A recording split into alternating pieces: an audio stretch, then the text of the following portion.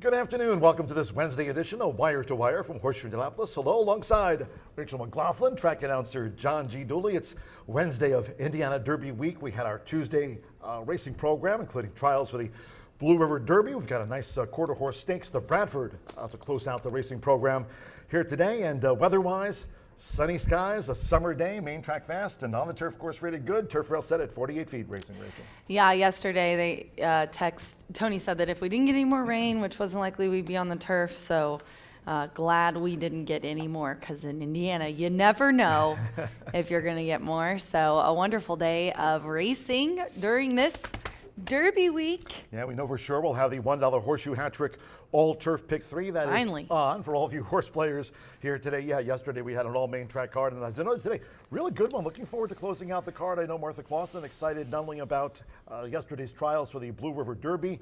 She mentioned on X about the talented 3-year-old quarter horses we have on the grounds. And we get to see the likes of Tasha's Secret, of course, last year faced Mr. Michael in this race, the Bradford Stakes, to close us out today. Yeah, it's a really nice field of 10 going postered. Sad James isn't coming in to ride. James Flores, Edgar Diaz will be up on the 10 DuPont Beach, which I included in my selections. But Tasha's Secret, I couldn't go against. Just what a tough mare. She's been close in her last 3. I think she's going back to the end of last year. I think she's due for a win here. Only one scratch from the Bradford Stakes. That's the 9th at 6:15. That'll be the 6 C's Greatness, scratched by Matt Frazier from the Bradford Stakes. That's later today around the 6 o'clock hour. Official race day forecast. Chris, WRTV6. Let's go down to Chris. We have a fast main track. The turf course is good. How about a look at the skies above, Chris? From Indy's streaming news leader, this is a WRTV update. It is a picture-perfect afternoon. Sunny skies here next couple of hours as temperatures peak at about 86 degrees. Close to average for this time of year. We'll hold off on any rain chances. Lower humidity will make it feel better. If you're back tomorrow, it gets a little bit hotter from here. Temperatures expected to hit the 90s again under sunny skies. We'll stay dry here the next 48 hours. Soak it up. It will be a nice stretch of weather, some of the best that we'll see all week today and tomorrow. John, back to you. Chris, great news for that weather forecast. Looks like sunny skies, and of course we're on Wednesday of Indiana Derby week, 4th of July racing, and a big day here on Saturday racing. Yeah, we definitely have a wonderful week leading up, and a lot of wonderful horses. A lot of people. I've been listening. I'm on a podcast tonight, tomorrow night, Friday, but a lot of people who are talking about Indiana Derby are saying it's one of the best ones we've had. So very exciting. And just wonderful racing. Let's just hope that we get the rain out of the way before Saturday. Going back to yesterday's card, and as we head into today's racing action, leaderboard. You've got good battle brewing. Joe Ramos, he's got a mount in Saturday's Indiana Derby. And Fernando de la Cruz, they are tied at the top on 36 wins. Alberto Burgos, he was last year's champion. Alberto continues strong in 2025 here with one of those jockeys over the 30 or more wins mark here this season. Then you've got Marcelino Pedrosa Jr. and Marcelino recording a double on yesterday's card. Yeah, what a contentious field, I swear. We really, really just have had such a nice jockey colony, and Klopp kind of taken away here. Gennaro in 3rd, shockingly. Haran, he hit the million, Herren is how I'm supposed to say it. I got stopped by somebody the other day and said, it's pronounced Herren. John Herren. John Herren. Come on, lass. Anyways, he is 2nd, and he hit the $1 million in earnings mark this year, so congratulations to him. Yeah, and again, these standings up to speed as of yesterday's card to start off Indiana Derby week. Today, 9 races on tap, including that quarter horse finale, and that's a good one, the Bradford Stakes. Going back to yesterday's card, I mentioned Marcelino Pedrosa Jr. right there in the top 5 as we just showed you the meet score sheet. But a couple of winners on the card yesterday for Marcelino Pedrosa Jr., and one of them, a really nice son of Bull Doroteo. Yeah. He had been facing some tough horses at the fairgrounds during the winter months, Oak Lawn Park, and just that hole opened up like the Red Sea for Marcelino Pedrosa Jr. and comes on through, and Doroteo just did the rest. Yeah, he really did. And Marcelino, obviously a strong rider, and he, You can tell this horse just ears forward, ready to go. Look at the time, too. Yeah, the time was amazing. So 109. Yeah, Maiden win. Very nice for a maiden breaking win for Marcelino. And then he went, and that was for Jose Camejo. Yeah, Jose and was then here yesterday too. Yeah. Oh yeah, he was. And then the fourth race, the 7 Brown Sugar, and this was the Brad Cox trainee. And so was Fugitive Star. So the Brad Cox 1-2. In fact, this race was won on the first turn. Yes, it's horse racing, but Marcelino Pedroso Jr., instead of going 4-5 wide on the first turn, he angled Brown Sugar right over toward that rail. He went quick to it. Just over 6 furlongs to go. Exactly. And he saved the ground. Was outside, came through. Yep, he knew what Doroteo did, and Brown Sugar follows suit. Marcelino Pedroso Jr., a couple of really nice heady rides on yesterday's Smart card. rides. The man's not just a pretty face. And a family Smart man, guy too. Training double for Lauer as well. You got to show this. He keeps beating me. I never know when his horses are going to fire. I used to be able to figure it out. It's getting harder. But he did win the opener with the 4 3 coats you see up the outside there. Last to first, in fact, under Jockey Santo Sanjor. I love it. Yeah, we started off the track yesterday. It was being good. It was just drying out. Of course, sunny skies with that temperatures through the 80s, low 90s. And the 3 coats settled back under Santo and comes charging to win it with that green Lauer rally cap on. Starting off yesterday's card in Indiana Derby week. And then along comes another good battle here under Jockey Santo Sanjor. Oh, old class horses, Mowens. Mowens knows he's got the class. I'm back here at the shoe. I should be able to take this. Mowens did. Yeah, Burgess aboard here and beat Runaway Rojo, the heavy favorite in that Keith race Asmussen. for Good try. 11.20. Yeah, really. 11.20. Not a huge payout, but I thought with the heavy price and the upset, it would be nice to note. Definitely a good day for Lauer and Marcelino, so put them down on your handicapping notes today. Yeah, Moen's one of those horses, having competed in some of our premier races here last season at Horseshoe Indianapolis. No wins in the last couple of seasons, going back to 2022 for Moen's, but calling on that back class and Moen's getting the job done, and a job well done by jockey Alberto Burgos to get the 30 wins here this season. It was Moen's, an old back class horse, getting the job done here on yesterday's card to start off Indiana Derby week. Speaking as we go forward, we'll be racing tomorrow, the 4th of July, and of course the big day of the season here on Saturday with the Indiana Derby and daily racing form Indiana Oaks. But speaking of Friday and Saturday, a lot of horse players coming to town, the handicappers hoping to punch their ticket to Vegas. Yeah, be sure to join us. It's a cash money buy-in for our qualifiers, but today you can play in my Warriors contest to also win a seat. So we've got tons of opportunities to qualify for the NHC, and we do host it at Horseshoe, Las Vegas. Again, Racing Rachel's Warriors, that's for all of you joining us here on track today. And again, this contest every Wednesday for all of you joining us here right at the track through the final week of the season. Racing Rachel's Warriors, we know so many handicappers love to take part in this contest named for Rachel McLaughlin. Racing Rachel's Warriors. Oh, dear. Rachel Speaking McLaughlin. of Indianapolis, talking about the big card coming up here on Saturday, 4th of July. We're looking forward to it. That should be a big bang as well. Of course, we have that NHC qualifier, but also a couple of premier races here on the 4th. We kick off at noon tomorrow, like today, 2:10.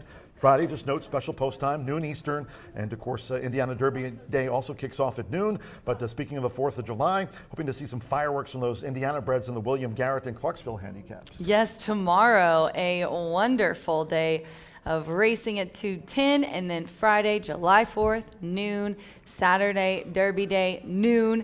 Can't wait to see the William Garrett and Clarksville. I was looking at those the other day, and it just seemed like such a nice field. So, not even just the nice fields that we have Saturday. The undercard's amazing there too, and these 2 races on Friday. So be sure to join us early for 4th of July racing, and then you can get out here and go when it gets dark. Should be a bombshell of a day. A bombshell of a day. Indiana Derby Clubhouse reservations. You want to call Beth right now. You better. Indiana She's Derby probably Day, going a to lot cut of us off activities. here There she is. soon. There's Beth at 317-421-8801. If you haven't already done so, time's ticking away. Get your reservations in for Indiana's biggest day of thoroughbred racing. That coming up here on Saturday. You can contact Beth at the number you see on your screen. Speaking of the Indiana Oaks and Indiana Derby, of course, the races were drawn on Monday, our big grade 3s of the season. And Yeah, Steve Asmussen, the Hall of Famer. You're talking about the maiden that ran in the Kentucky Derby, a publisher, and the rest of the cast for the big ones on Saturday.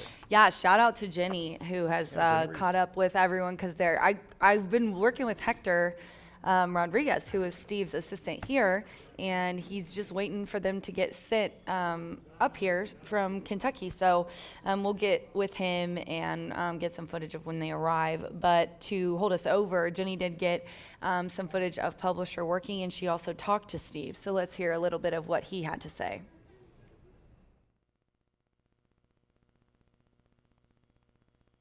This morning?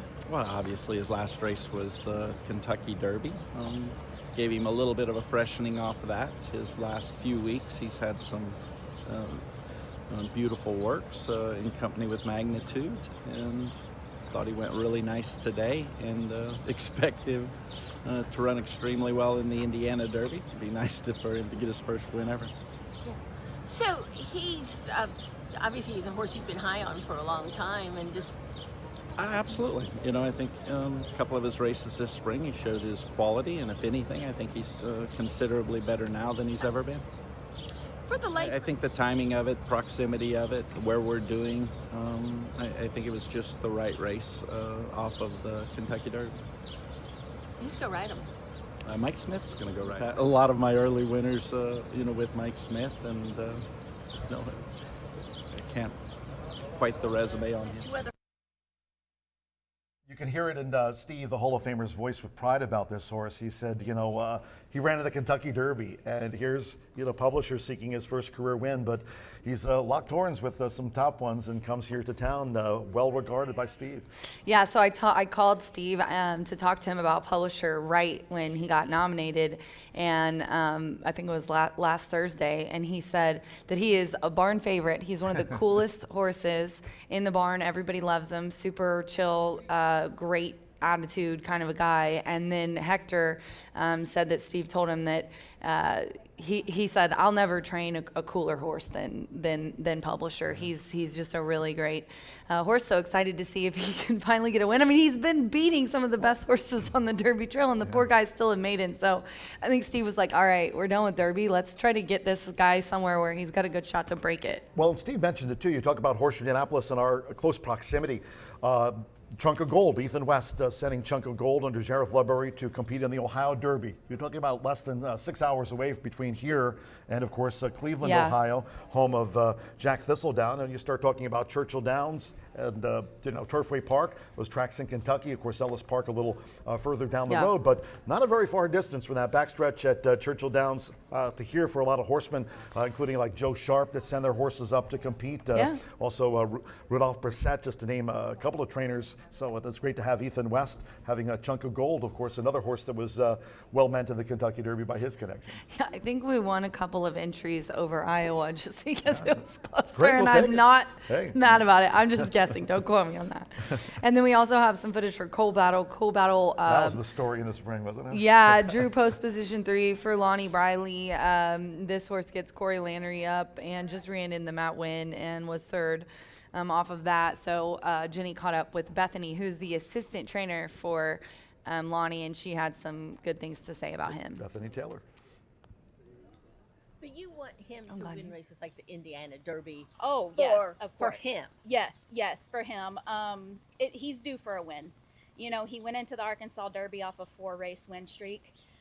He run third there. Then he, you know, the Derby was what it was. And then he run third again in the Matt Winn. The Colts due for a win. What about his personality? Oh, he's a ham. He's a ham. He's a character. He loves the camera. He loves the attention. He's got that normal, natural stud colt playfulness where he wants to nip and bite and play, but never vicious, you know. But no, he's always looking for the camera. He loves to take his time. He likes to pretend he's the boss in the training situation. Isn't he? Yes. Oh yeah. Well, according to him, everything he does is his own decision. But no, he's great to be around. He's really great to be around. And he looks like he's kept his flesh well through the time of the year and going through the Derby and all that. Yeah, no, he's a good doer. He's not a difficult horse to keep up. All right, thanks, Bethany. This is such a cool story, of course, even going back to January, February, when you were talking about the Arkansas Derby and the Kentucky Derby. Lonnie Briley's first ever graded stakes winner in Coal Battle, going on to compete in the 151st Kentucky Derby. But here at Horseshoe Indianapolis, you talk about trainers like Bob Baffert, Brad Cox on Saturday, a chance to equal the Hall of Famer with 4 wins in the Indiana Derby. And you talk about Hall of Famer Steve Asmussen, and we heard from Steve about publisher. Here's Lonnie Briley. He gets his first graded stakes winner, Coal Battle, and here he's coming to town to try to take out the Indiana Derby. Oh, I hope he specifically comes to town. I would love to meet him. But yeah, just a very cool story. And I shared the story that I can't remember if it was FanDuel or who did it, but Lonnie just seems like such a good guy. I'm always rooting for the little guy or the underdog. That's Like in the exactly Oaks, right. I'm going to be rooting for Michelle, not only because I've known her forever, but because it's just a cool story that you get this horse that's got some talent, and you get to throw it in for a graded race, and it's just lucky. I know everyone, even probably Steve and everybody, you feel lucky to have those kind of horses. So it's a good story. It really is the great thing about the sport. You have Coal Battle, thinking about Evangeline Downs. Good Cheer, of course, winner of not only this year's Fairgrounds Oaks, but Kentucky Oaks, debuted and won right here at Horseshoe Indianapolis to start off her career. Talking about Good Cheer, so you just never know. It always pays to tune in each and every racing day, and of course, we particularly appreciate you tuning in here to Wire at Horseshoe Indianapolis. Cheers to our big sponsors this year. Talking about Woodford Reserve, Tequila Erador, Breed Development, Murphy Trailer Sales back with us for another season. Murphy Trailer Sales, sponsor of the Winner's Circle here at the track, terrific customer service and loyalty since 1984.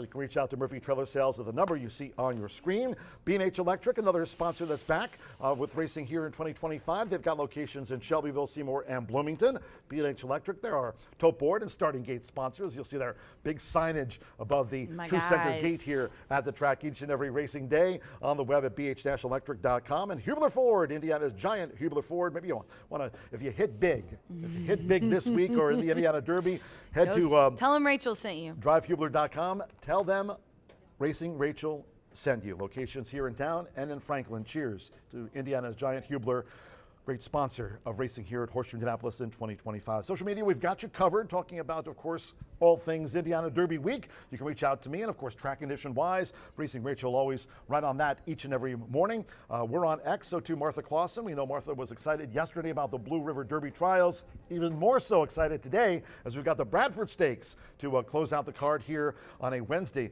of Indiana Derby week. You can reach out to Martha on X, and Brian Aragoni here in town. And Brian having a terrific week, having hit the pick 5 yesterday, in fact. Early go pick B. 5, $203.15. B's been on a roll in those. You want to keep it right here on Wire to Wire to hear what Brian has to say about today's 50-cent early pick 5. And Brian's on X at Mr. B Analyst. Track-wise, we've got you covered, not only during Indiana Derby week, but all season long on X, on Instagram. Subscribe to our YouTube channel at Horseshoe Indianapolis Racing.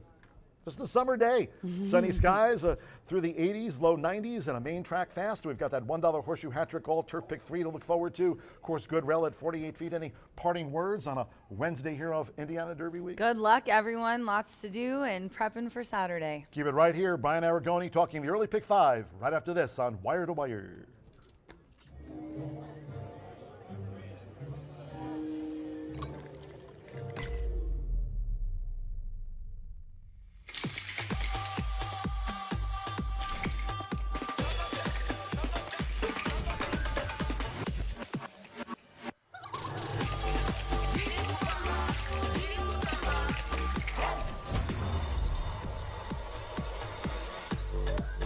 Tequila Herradura. Extraordinary awaits. Look around. Spring is here. And no matter what you're planning or planting, it's nice to know Hubler Ford's got you covered for 200,000 miles. During Hubler's Spring Forward event, save big on a new Ford. You pay what we pay. Ford employee pricing for everyone. So spring forward, knowing Hubler's got you covered for 200,000 miles. DriveHubler.com.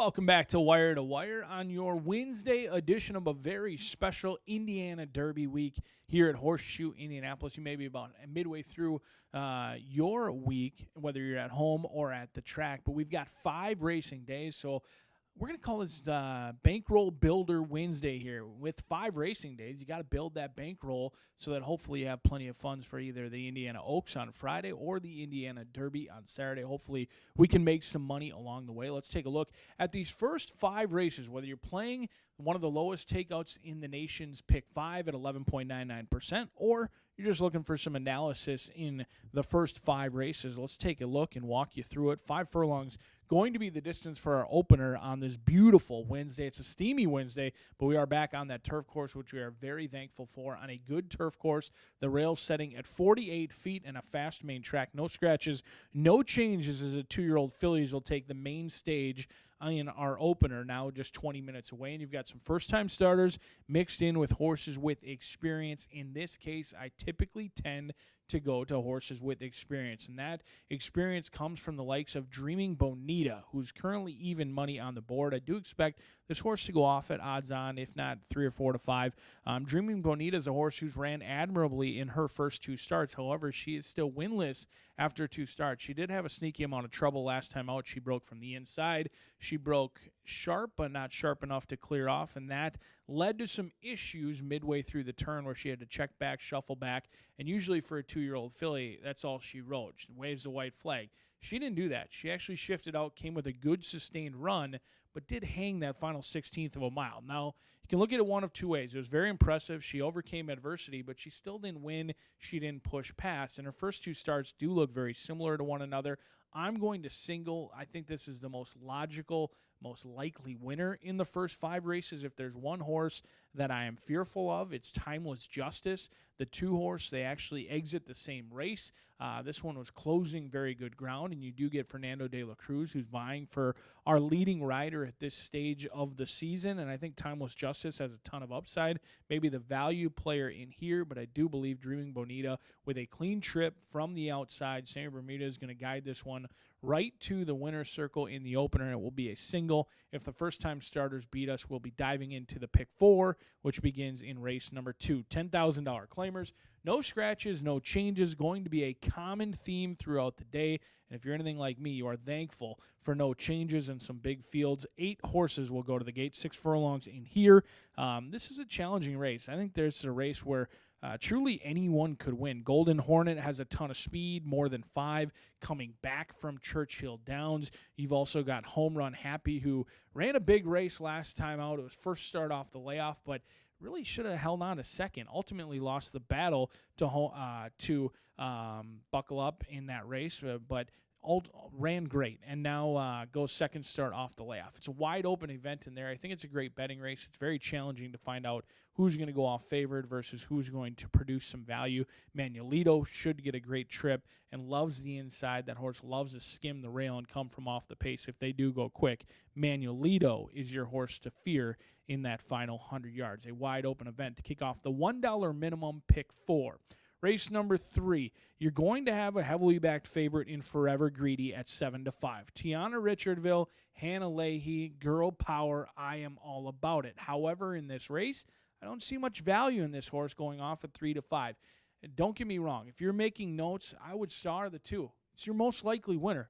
I'm not saying this horse can't win or shouldn't win, but I'm going to try and separate myself with maybe a couple of horses that might be overlooked by some of the bettors. The 5 Captain's Best for Tim Eggleston and Mitch Merle.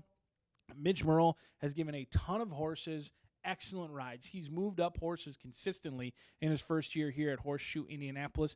He'd probably be the first one to tell you the ride on Captain's Best last time out wasn't the best. It was lacked any racing luck whatsoever. If they went left, everyone else went left. If they went right, everyone else went right. And Captain's Best was ultimately a little bit rank and kind of pulling.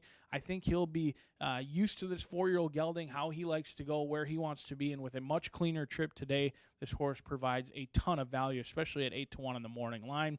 Tim Eggleston, many of you familiar with his dominance in quarter horses. He had another nice win yesterday at 6-5 to round out the card. He's also having himself an awesome meet with the thoroughbreds. the man can train anything with hair on it. He's winning at 20% with both quarter horses and thoroughbreds. I think Captain's Best deserves a look, along with Terminally Handsome.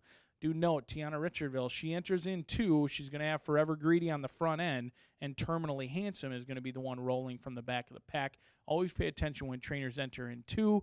Look for the horse that's going to be the longer of the odds, in my opinion. 4, 5, and 6 for yours truly in race number 3.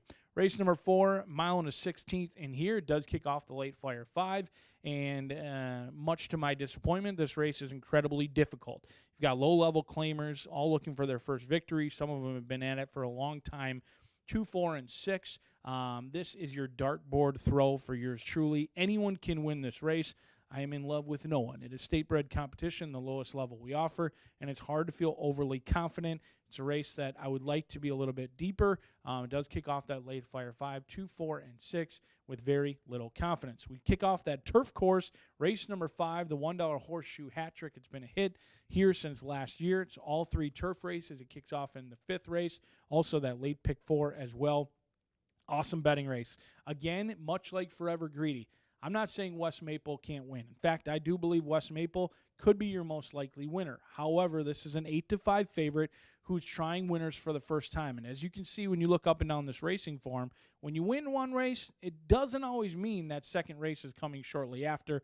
West Maple ran admirably, galloped out very well. Second start off the layoff, you've got Brian Waltz, someone I'm always cheering for, an excellent name. He spells it with an I versus a Y, and that's the way to go. I am hopeful West Maple wins, but for my personal wagering, I'm trying to get a little bit of value in here. 3, 5, 7, 9, and 10. We will be cheering against West Maple. If that horse takes on winners for the first time, going up in class and wins yet again from the inside, I'm going to tip my cap, and I'll be diving in to those rolling pick 3s or daily doubles. But we are 14 minutes away from the opener here on a Wednesday. The best man in the business, John G. Dooley, has made his way up to the announcer's booth. He'll take you through today's scratches and changes, and we'll build that bankroll on Indiana Derby Week here at Horseshoe Indianapolis. Good luck today.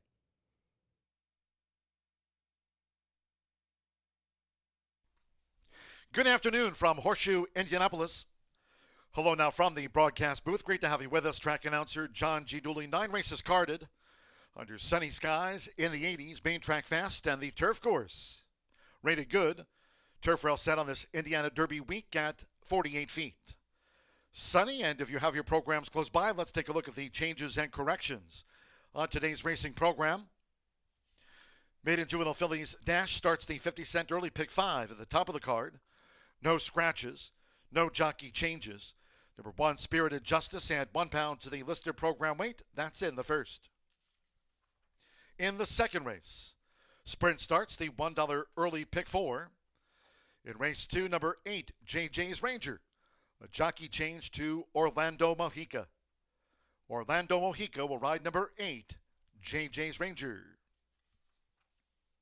In the third, no scratches, no jockey changes. Number 4, Rock City Kid, 1 pound over the listed program weight, makes it there now 119 corrected. In the fourth, maiden starts the 50-cent late pick 5.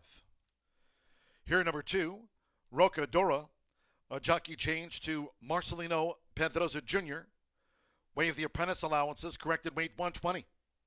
Marcelino Pedroza Jr. rides the 2, Roca Dora, corrected weight 120. Race 5. The Turf Mile starts the $1 Horseshoe Hat Trick Gold Turf Pick 3 featured. Here, number 4, Trip Charge. A jockey change to Joel Albornoz. The weight's okay. Joel Albornoz will ride number 4, Trip Charge, in the Turf Mile. Following that, 6th race sprint at 4:45.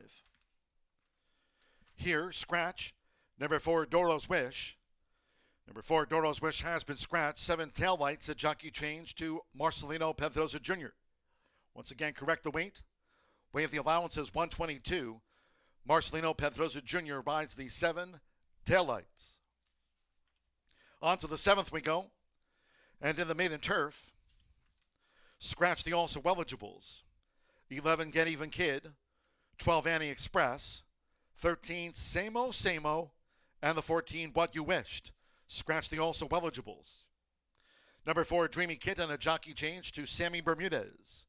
Waive the apprentice allowances 120 corrected weight. Sammy Bermudez on for Dreamy Kitten. Number 7, Buys No Limit, add 1 pound to the program weight assigned. Scratch the also eligibles. Race 8, the starter turf mile. Scratch number 4, Jailhouse Justice. 11, Prince Shim. And take out the 12, Del Rayo. Scratch the 4, 11, and the number 12. Number 7, Midnight Channel. Correct the ownership to Thomas L. Vanberg and Patrick Kuda. And Patrick Kuda to the ownership of number 7, Midnight Channel.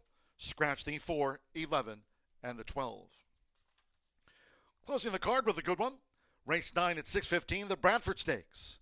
Quarter horse dash over the 400 yards. Fast track, no wind, sunny. Here, scratch the 6, Sees Greatness. Number 6, Sees Greatness, scratch from the Bradford. Number 10, DuPont Beach, a jockey change to one of the leaders this meet, Eduardo Luna Diaz. Eduardo Luna Diaz, one of the top quarter horse jockeys here this season, will ride number 10, DuPont Beach, in the Bradford Stakes. Number 5, One Fabulous Miracle, 2 pounds over, the Bradford Stakes, the finale today. Horses in the walking ring for the first of the day. Maiden Juvenile Fillies Sprint starts the 50-cent early pick 5. Sunny 80s. Main track fast. Featured the $1 Horseshoe Hat Trick All Turf pick 3 on this Wednesday of Indiana Derby week. Course rated good. Turf rail at 48 feet. And we'll have the opener due off in just 9 minutes' time. Make it a great day with us here at Horseshoe Indianapolis.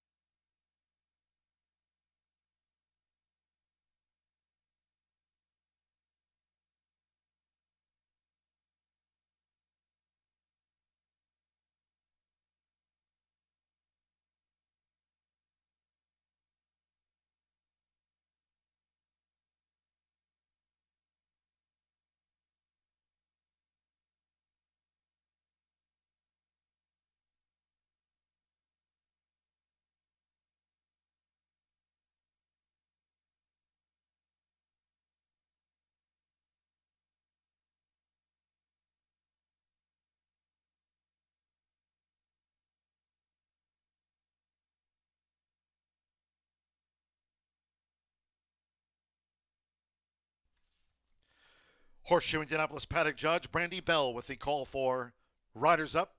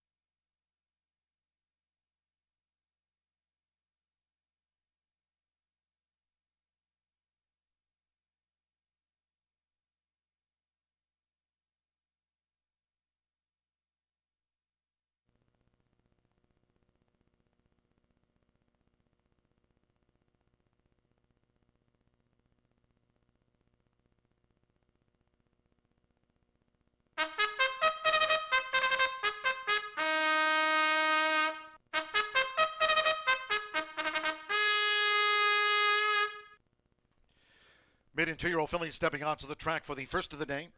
A field of 7. This race will be run at 5 furlongs. No scratches, no rider changes. 1 Spirited Justice, 1 pound over the listed program weight. Race 1 features Exacta, Trifecta, Superfecta. Double pick 3 and start to the 50-cent early pick 5. Main track Fast Under Sunny Skies. And the turf course. Rated good. Turf rail set at 48 feet on this Indiana Derby week. On parade with 2 minutes to post time. 2 minutes.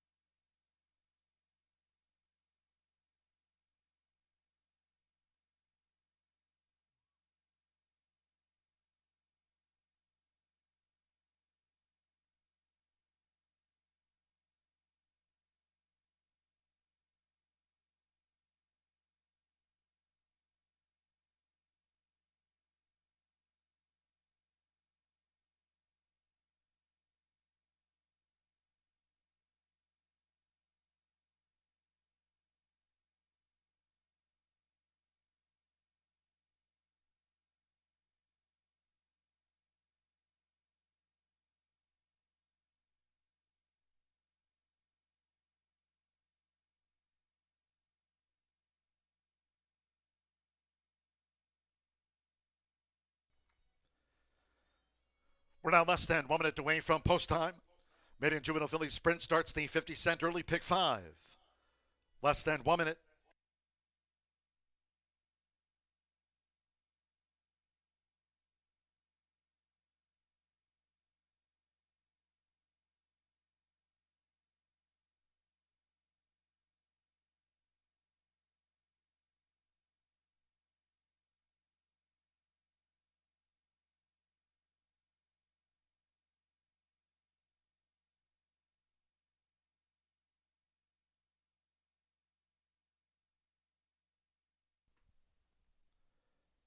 The horses are approaching the starting gate.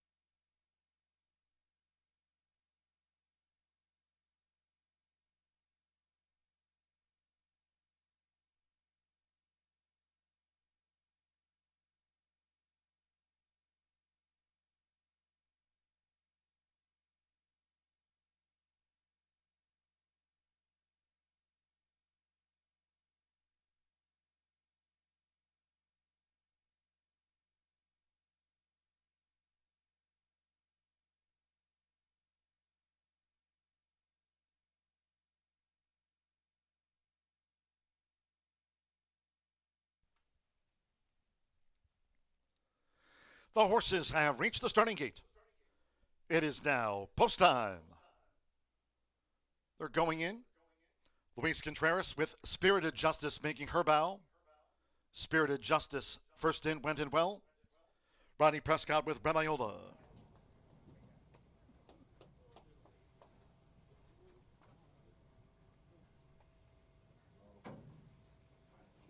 Red-Iola joins Spirited Justice. Fernanda Letta Cruz with Timeless Justice. Sophie Doyle and Scripted Love. Now Joe Ramos with Diamond Justice. Like Spirited Justice, both here for Tomas Medina and Justice Farm. Here's Diamond Justice. Santo San Jordana Dream coming up. One more. Sammy Bermudez with Twice Started, Dreaming Bonita. At 5 furlongs. Track fast under sunny skies in the Hoosier State. They're in the gate. And that was Spirited Justice. They all were in line, and Spirited Justice just reared up. Seated Luis Contreras and back to the gate. Now Luis is up to his feet. The track veterinarian taking a look at Spirited Justice. She'll make her bow.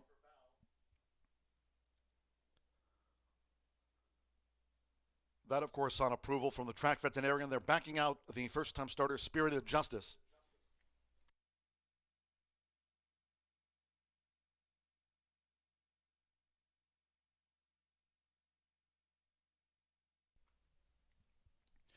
Dreaming Bonita, the 3-5 favorite.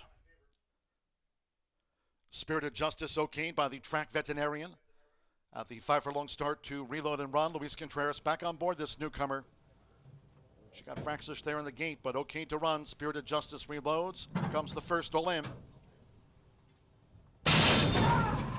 Away and running out Horseshoe Indianapolis. Red Iola out to a rip-roaring start. Scripted Love showing good speed, and then Spirited Justice, Diamond Justice, Timeless Justice takes back. Dreaming Bonita coming with a bit on the far outside. Dotted Dream right there between fillies, and Timeless Justice trails here in the Wednesday opener as they rocket around the far turn. 3 furlongs to go. It's Red Iola, the pilot, with Rodney Prescott. Red Iola leads around the far turn from Dreaming Bonita, who now looms up. Scripted Love is right there, and toward the inside is Spirited Justice, who's held off of heels, taken back now through the field as they come toward the quarter pole. In the meantime, Diamond Justice unwinding on the far outside, then farther back to Dotted Dream, and finally Timeless Justice as these maiden 2-year-old fillies come for home. And it's Spirited Justice with the rail. Took over from Red Iola. Diamond Justice charging now on the outside. So it's Spirited Justice, Diamond Justice. Red Iola's running in third. Scripted Love and Dreaming Bonita's back in fourth now. They're close to home with Joe Ramos. It's Diamond Justice over Spirited Justice. Red Iola third and Dreaming Bonita finish fourth.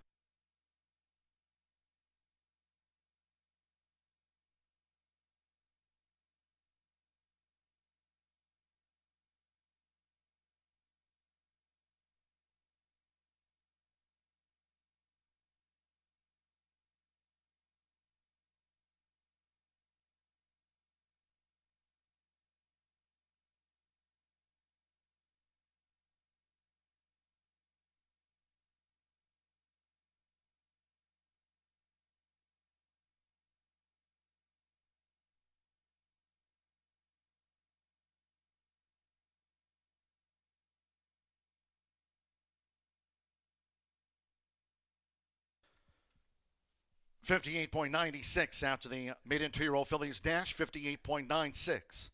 3147 the unofficial. First number 3 Diamond Justice at 7-1 odds. Number 1 Spirited Justice 9-1 second, both for Tomas Medina and Justice Farm. Number 4 Red Iola 10-1 third, and at 3-5 the first favorite number 7 Dreaming Bonita fourth. Hold all bets until official. Joe Ramos on this newcomer by Harry's Holiday. Diamond Justice was the belle of the ball.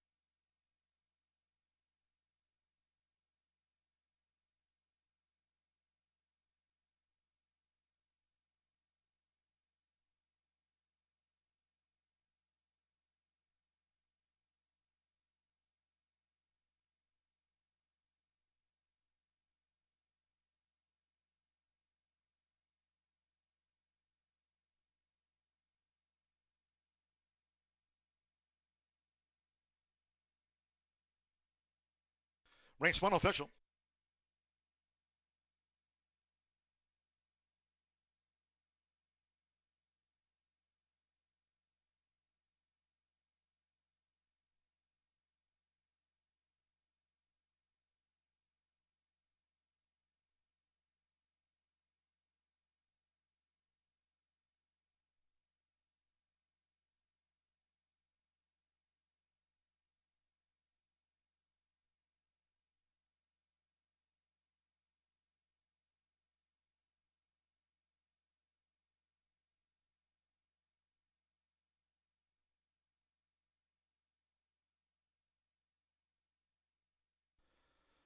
Returning to the Murphy Trailer Sales winner circle, the 3 Diamond Justice with Joe Ramos. Diamond Justice is a 2-year-old bay filly by Harry's Holiday at a Desert Recon by Outflanker. Tomas Medina trains for Indiana breeder and owner Justice Farm Greg Justice. Horseshoe Indianapolis congratulates the winning connections of Diamond Justice with Spirited Justice, the 1-2 for those newcomers after the maiden juvenile fillies sprint opener. First results in. That 3-1, Tomas Medina, Justice Farm Exacta between the justices, 107.80. 50-cent trifecta, 314, $195.95. With Dreaming Bonita fourth. The 10-cent superfecta, 3147, paid $79.05. In the first favorite, fourth. All 7 ran, 58.96. Race 2. In the sprint, there are no scratches. 8 JJ's Ranger. A jockey change to Orlando Mojica. Orlando Mojica will ride the 8. JJ's Ranger in the next sprint. Race 2 with exacta, trifecta, superfecta. Double pick 3 and start to the $1 early pick 4. 241 post time in all cases if you can. Please do try to make your Horseshoe Indianapolis selections and wagers this Indiana Derby week early. Thank you. Coming up in a moment, our first race replay of the maiden juvenile filly sprint. Hope you had a bet on Diamond Justice.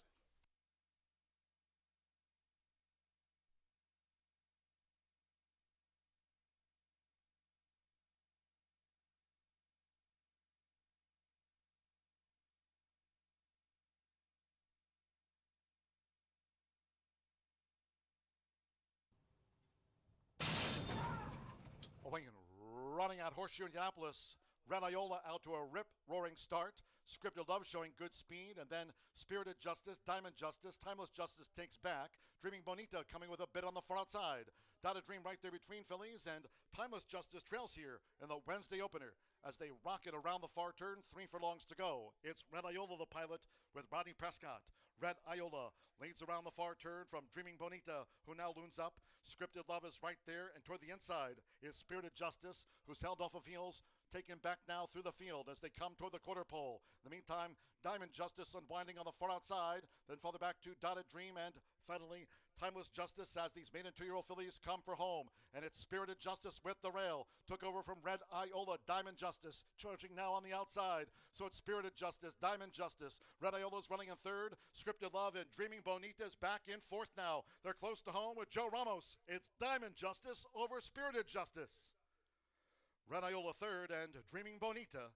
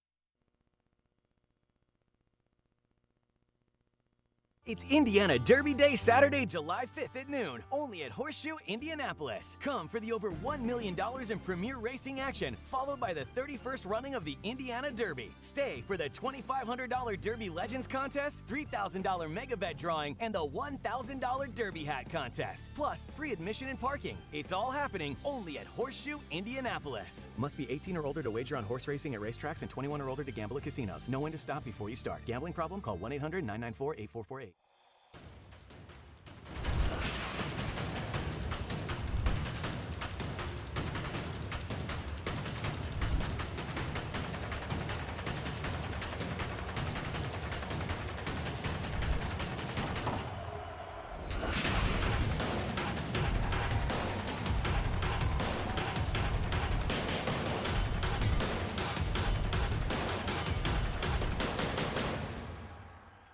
Look around. Spring is here. And no matter what you're planning or planting, it's nice to know Hubler Ford's got you covered for 200,000 miles. During Hubler's Spring Forward event, save big on a new Ford. You pay what we pay. Ford employee pricing for everyone. So spring forward, knowing Hubler's got you covered for 200,000 miles. DriveHubler.com.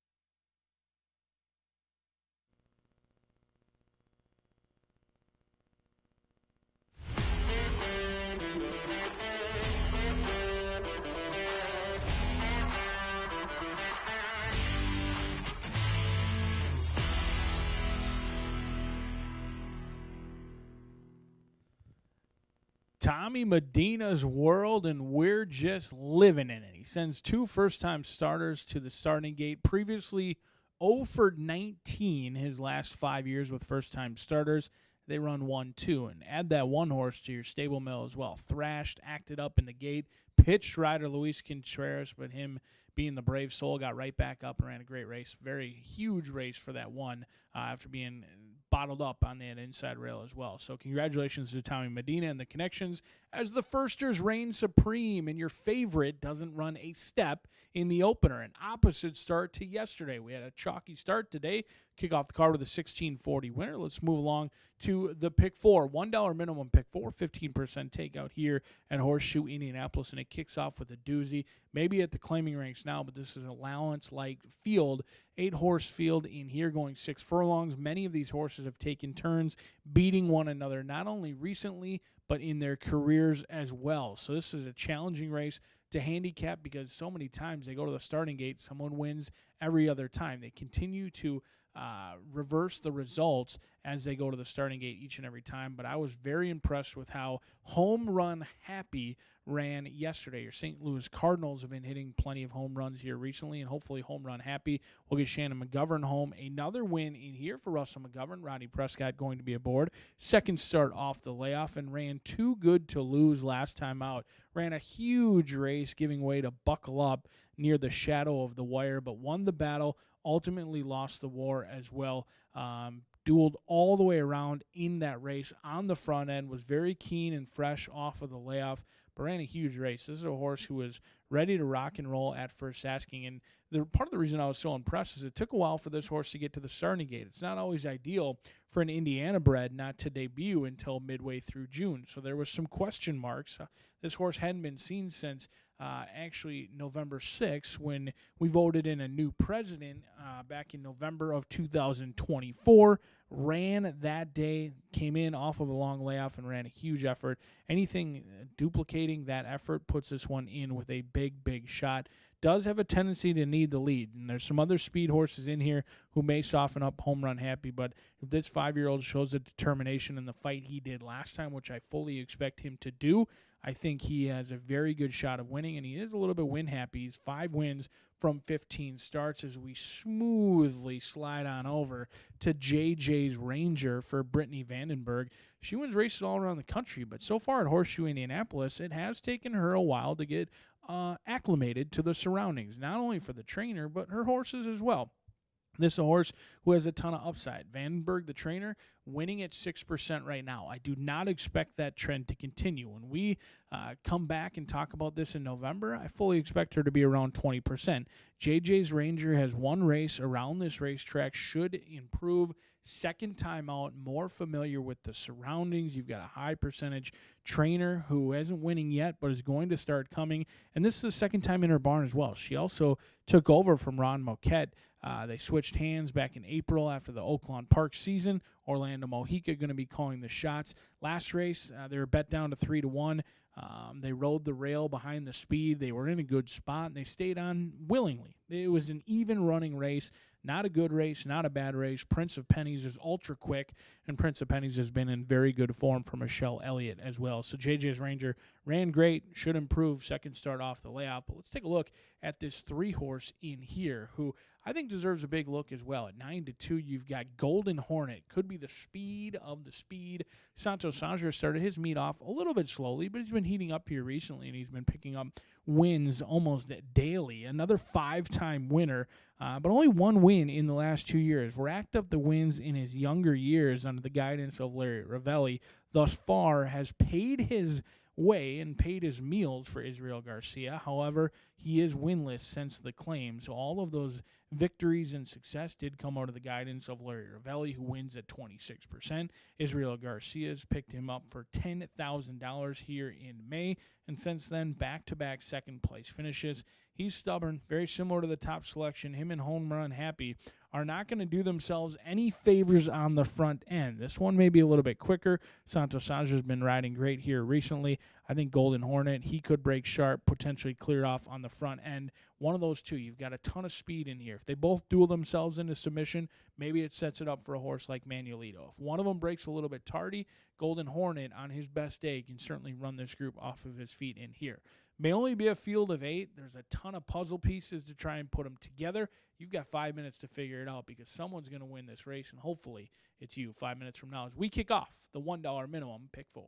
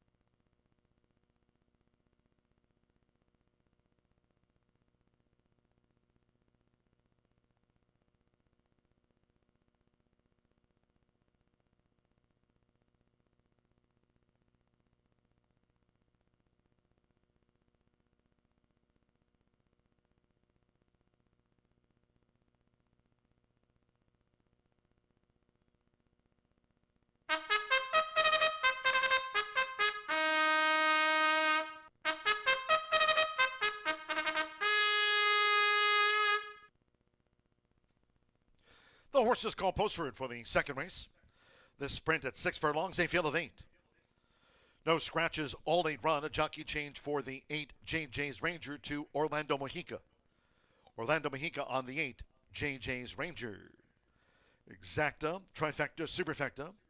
Sprint starts another double pick 3, and here are the starts of the $1 early pick 4. Parading with but 2 minutes to post time. Due in 2 minutes.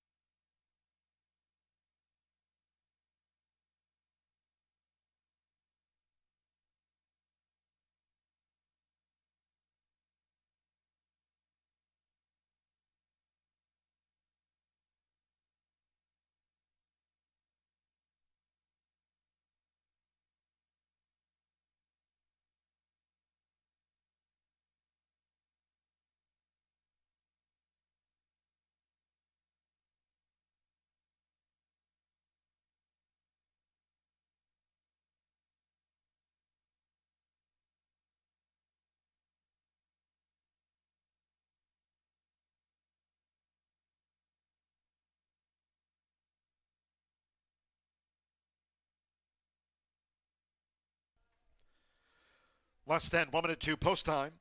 Starts at the $1 early pick 4 with a sprint. Less than 1 minute.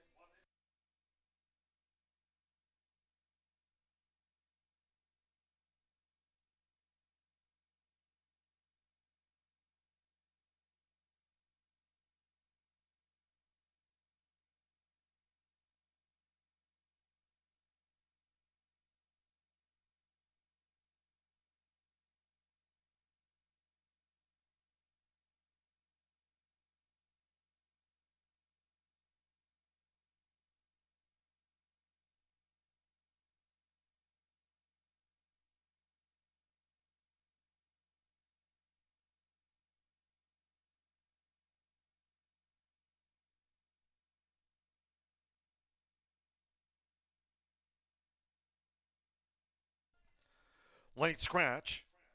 Late scratch on number 6, Meadow Value. Ladies and gentlemen, by order of the stewards upon recommendation of the track veterinarian, number 6, Meadow Value has now been ordered scratch from the sprint. All wagers here on the 6, Meadow Value. There will be refunds. 3 and 6 for a consolation double. 3-6, a consolation double to be paid. Those using 6, Meadow Value in a multi-race wager, you'll now receive the post-time favorite as your substitute in multi-race wagers, and that 3 and 6 consolation double. Scratch 6, Meadow Value.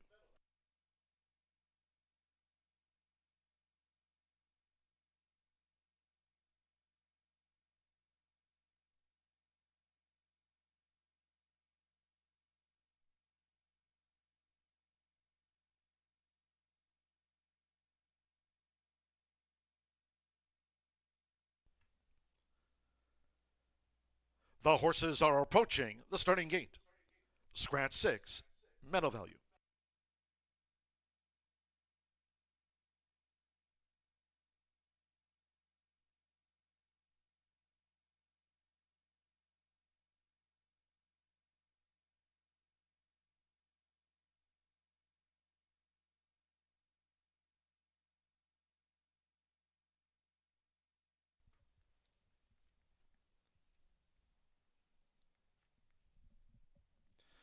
The horses have reached the starting gate. It is now post time.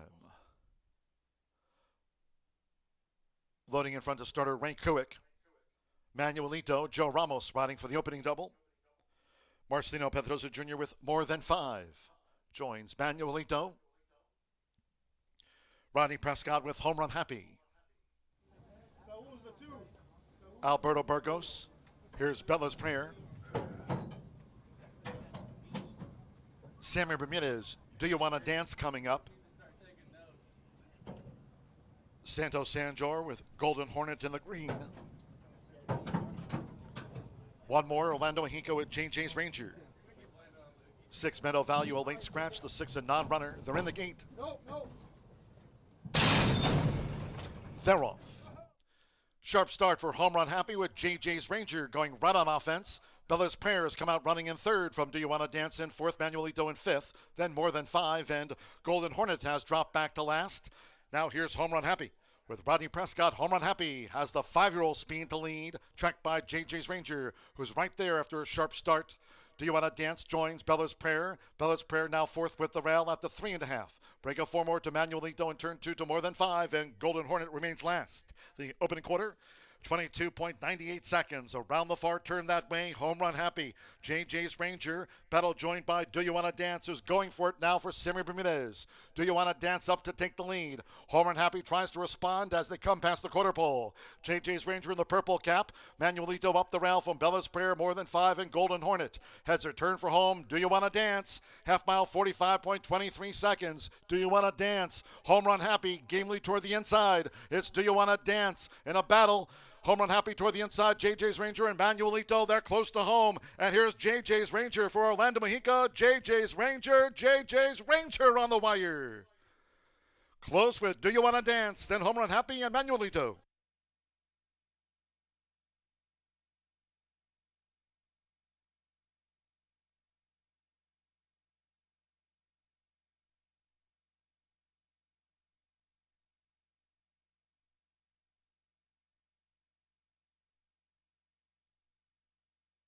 .109.78 after the sprint. 109.78. Win photograph. Photo finish. Holo tickets.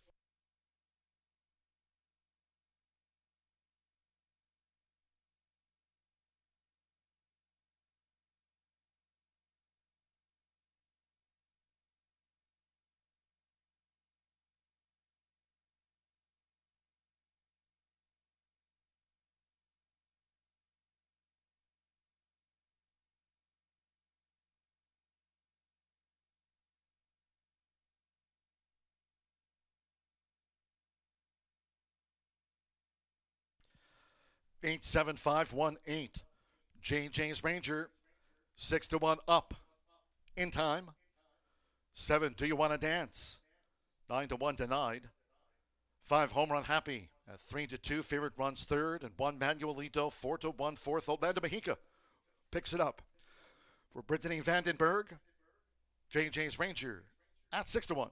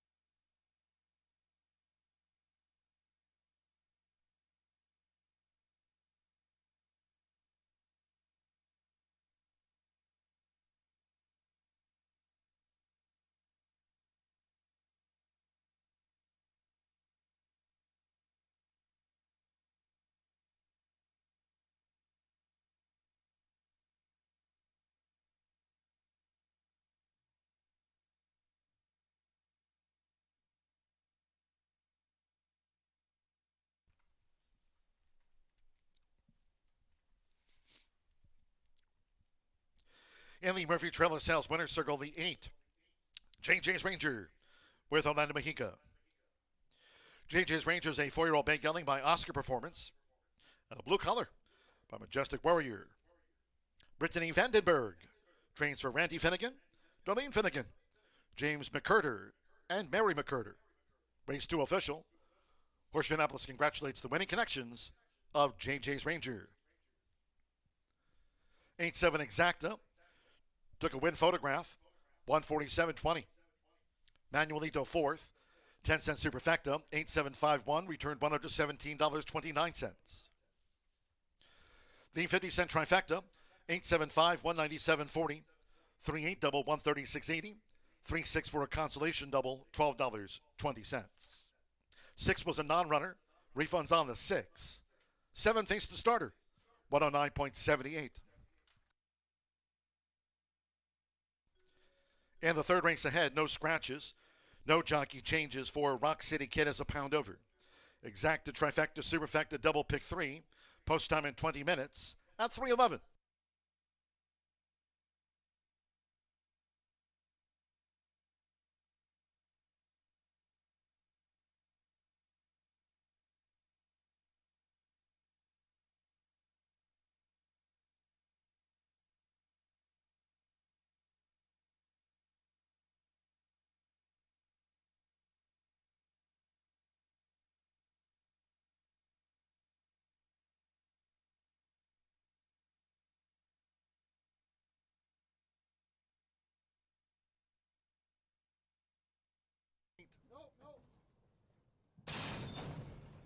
They're off.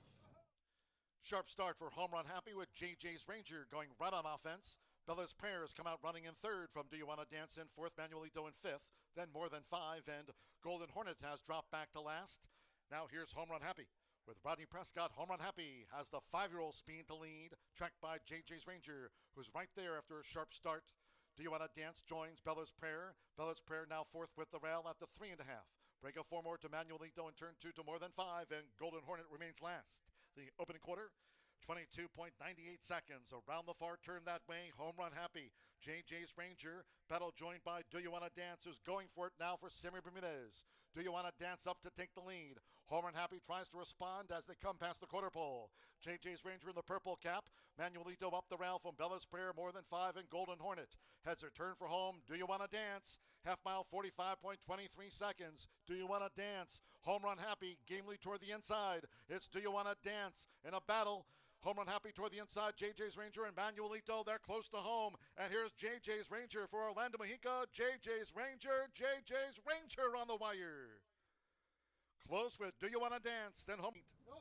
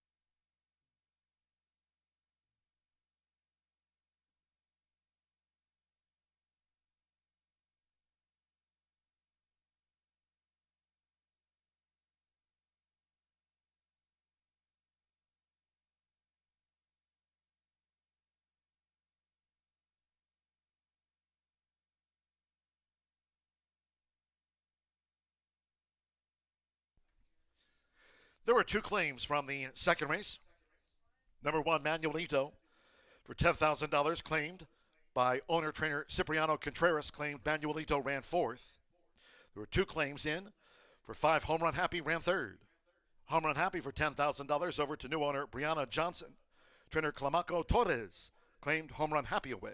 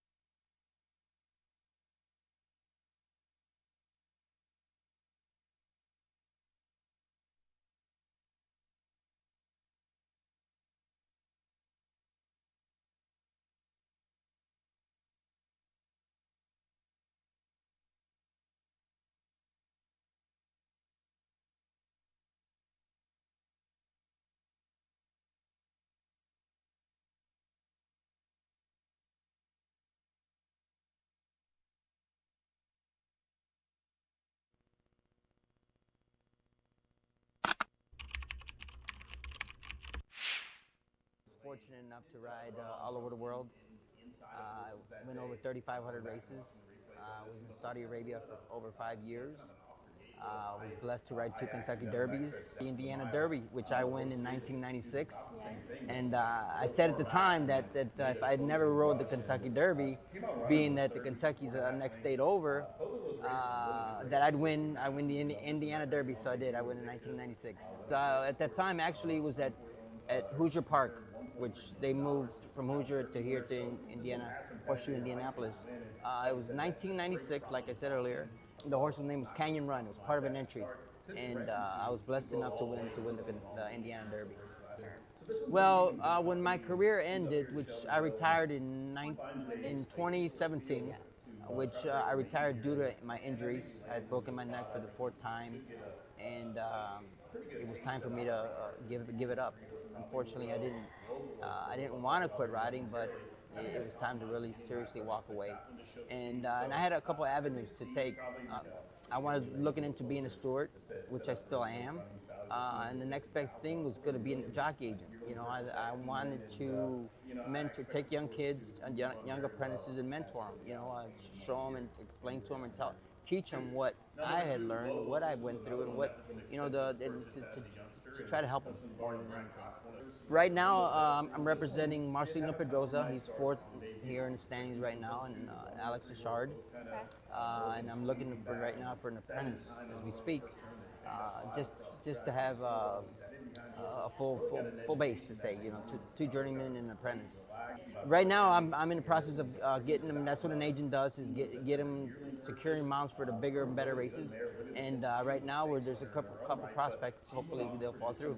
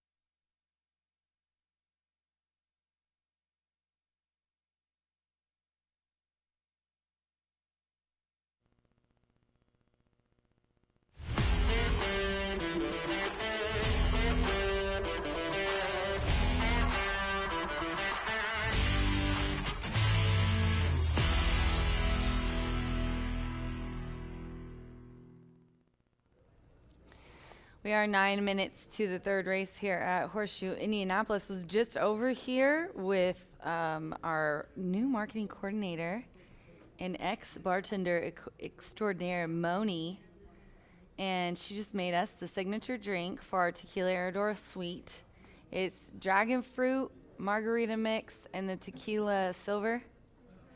And it has the lime in it, and it's really, really good, and we're going to feature it. And this is also our Derby glass, so I just thought I would show you guys. How good does that look?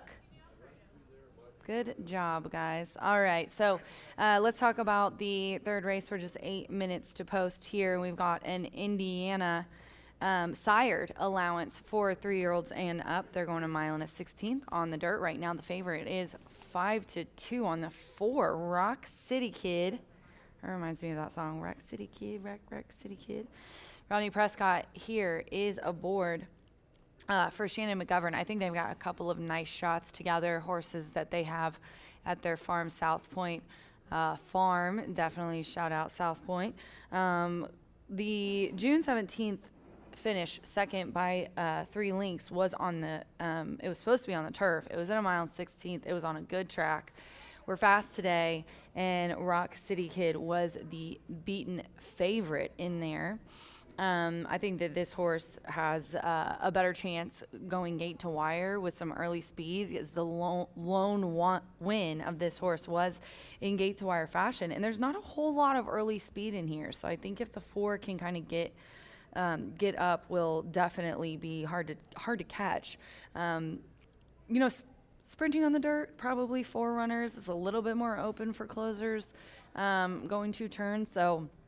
And we've got plenty of off the pace running. Plus this work, the bullet work on June 26th looks really good as well. 4 furlongs, 47-2. And that one was breezing.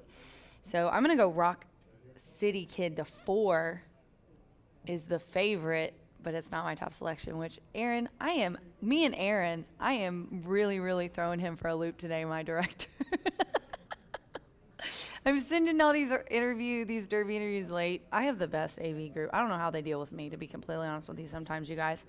That was the favorite. The 2, Forever Greedy, is who I'm going to go with on top next. Hannah Leahy here is up for Tiana Richardville. We'll get back on track here, Aaron. 5-2 right now on the tote board, coming off a win. So this is first time here after breaking the maiden. Now, this horse has ran with winners. If you look back at the Sagamore Sire Stakes on the slop, was second. This horse always tries sprinting, routing, slop, a little bit of an off track right there. Forever Greedy is pretty talented gelding. Tiana's had a nice couple of last weeks. So she's one that I think I would definitely be watching when she enters. Hannah has ridden this guy. She said he's one of her favorites, and I was back there at the barns, and when Hannah walks up to him, she paws at her to come closer to him. So she gets along really well with Forever Greedy, and this is a guy who I think is probably going to stalk the pace. Then I'm going to go to the 3 Keg. Alberto Burgess is aboard here for John Haddon. Walks right into the frame, making it easy on us since I'm switching things up for him. Definitely another one has the same kind of situation as Forever Greedy. Keg has a little bit of an off running style. Well, more than a little bit. I'd say that about Forever Greedy, but this guy's probably going to come flying. Burgess has ridden this one exclusively. He's gotten into a little bit of trouble. He got moved into second because he got bumped really hard 2 ago on the slop. And then May 29th, mile and 16th, Keg ended up winning by 2 lengths in a really nice race, honestly. Sir Xander was in there. Unbridled Hero was 3rd in that race. But yeah, Keg off that 3rd place finish where he got into some trouble, thought he would have won, and then the next out he did. Obviously likes the distance as the 1 win is there, but this one is truly first time with winners. So I've got 2, 3, 4 here in our allowance as the jockeys get the leg up and horses headed to the track. Good luck.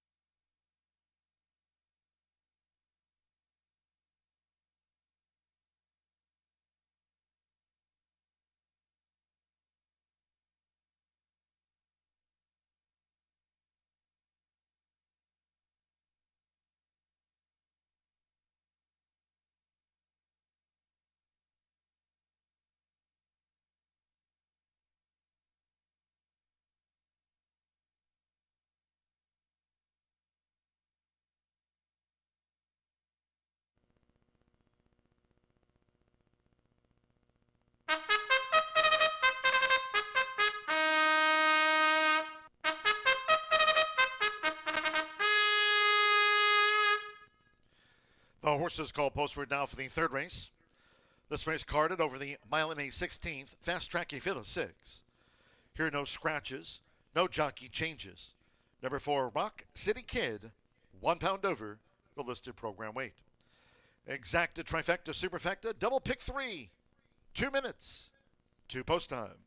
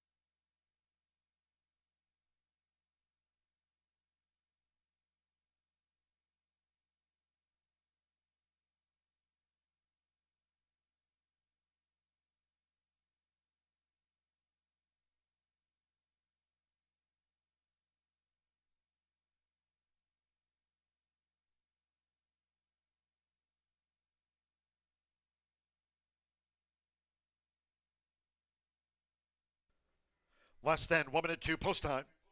Less than 1 minute.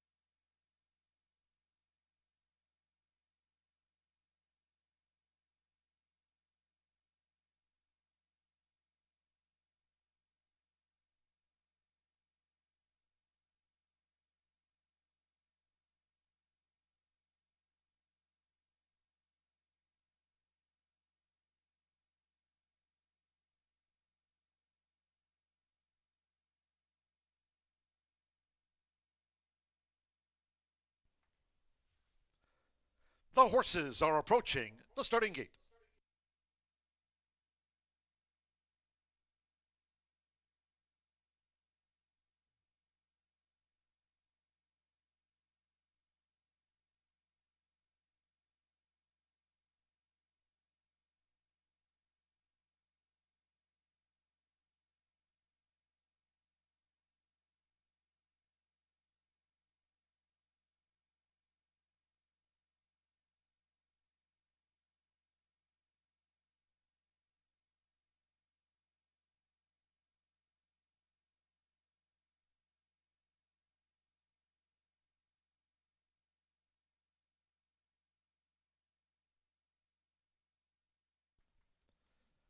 The horses have reached the starting gate.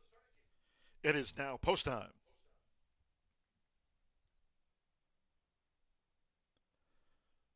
Loading Evan Roman with Instinctually. Hannah Leahy, Forever Greeny, last out. Maiden winner here. 3-2 on Forever Greeny, joins Instinctually. Alberto Burgos, King coming up.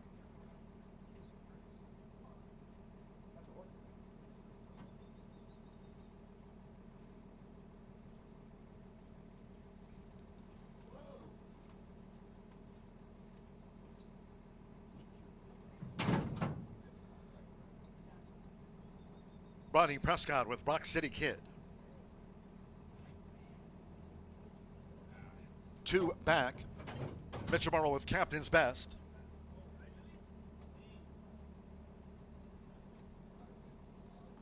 Right now 6-5 on Forever Greeny.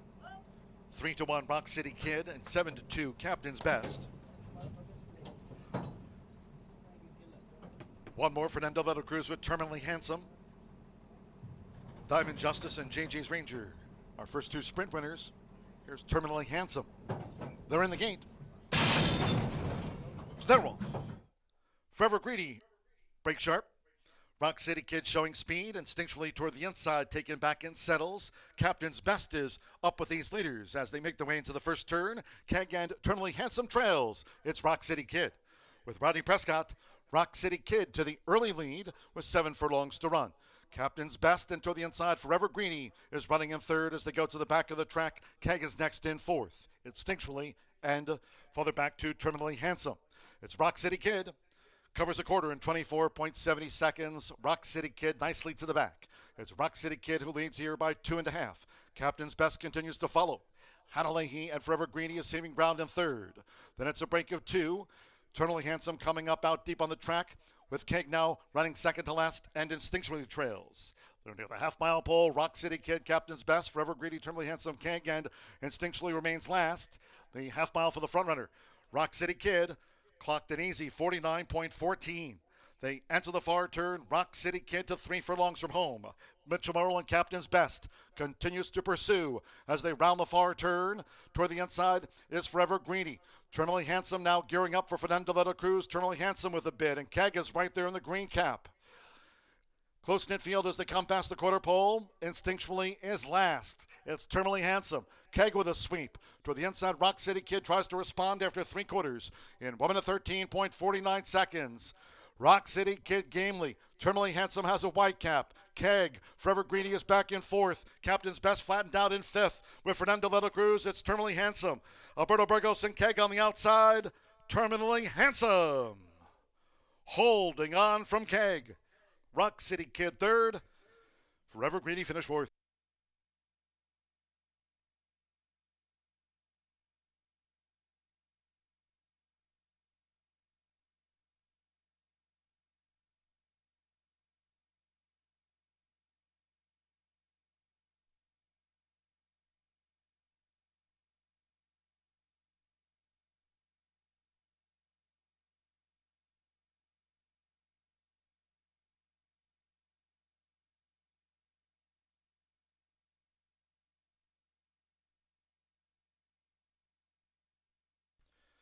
Final finish, 144.40 the final. 144.40. Judges taking a look. 6-3, 4-2, 6. Terminally Handsome. 5-1 first. 3 Keg, 7-1, 1 second. Number 4, Rock City Kid at 2-1 third. And 2, Forever Greeny, 6-5 fourth. Fernando de la Cruz for Tiana Richardville. Chris and Alan Walsh at 5-1. Terminally Handsome.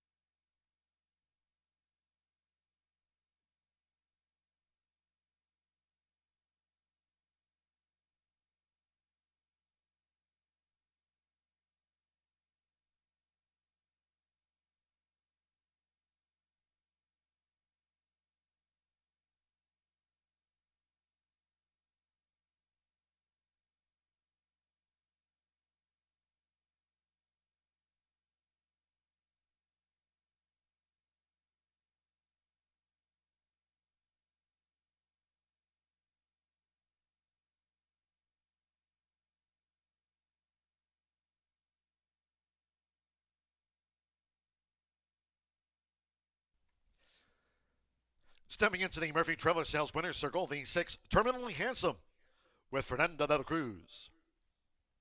Terminally Handsome is a 3-year-old dark bay or brown gelding by Isotherm. At a Serena's Hope by Strong Hope. Tiana Richardville trains for winning breeders and owners, Chris Walsh and Alan Walsh. Winner was bred here in the Hoosier State. Horseshoe Indianapolis congratulates the winning connections of Terminally Handsome. Race 3 official. 6-3 exacta paid $71.60. 50-cent trifecta 6-3-4, $77.75. 8-6 double and even $105. First pick 3 on the card. Linking up Diamond Justice with JJ's Ranger with Terminally Handsome.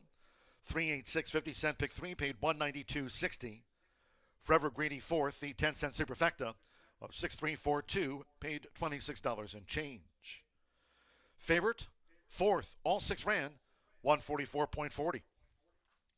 And the 4th of our 9 today. In the maiden, there are no scratches. Number 2, Rocadora jockey change to Marcelino Pedroza Jr. Waive the apprentice allowances. 120 corrected weight. Marcelino Pedroza Jr. on 2, Rocadora in the maiden. Exacta, trifecta, superfecta, double pick 3, start of the 50-cent late pick 5 time. Post time in 19 minutes, 3:41 post time.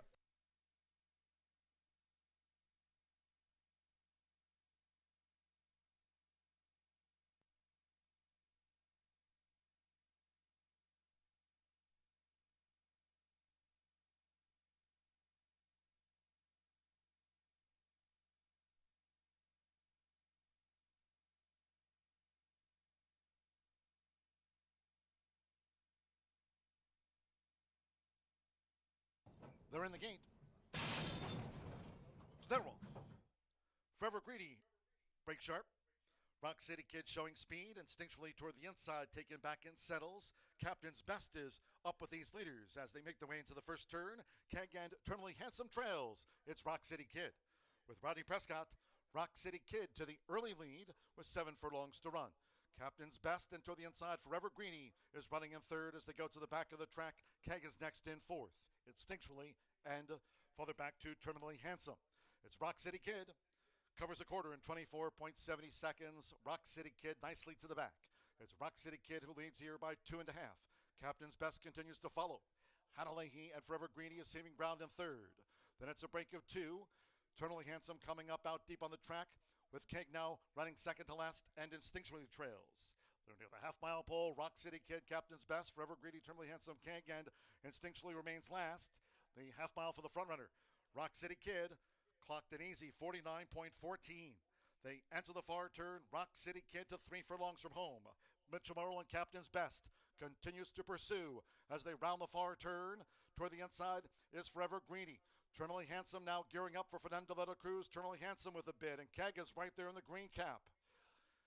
Close-knit field as they come past the quarter pole. Instinctually is last. It's Terminally Handsome. Keg with a sweep. Toward the inside, Rock City Kid tries to respond after 3/4 in 1 minute 13.49 seconds. Rock City Kid gamely. Terminally Handsome has a white cap. Keg, Forever Greedy is back in 4th. Captain's Best flattened out in 5th. With Fernando de la Cruz, it's Terminally Handsome. Alberto Burgos and Keg on the outside. Terminally Handsome. Holding on from Keg. Rock City Kid third.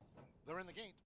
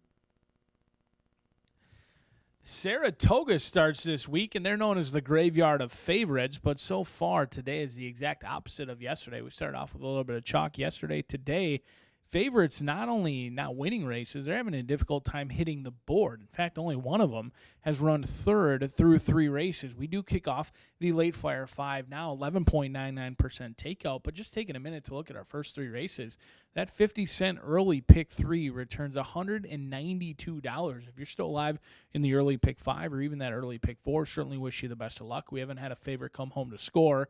Last race was our lowest price of the day, 5-1 for our leading rider, Fernando de la Cruz, with Terminally Handsome. So it's been a value-packed day, and I think that trend is going to continue because over our next 5 races, we've got 3 races on the turf course, this one being the final dirt event before we kick off the turf racing here on a Wednesday. We've got state-bred maiden claimers all looking for their first career victory. 8 will go to the gate.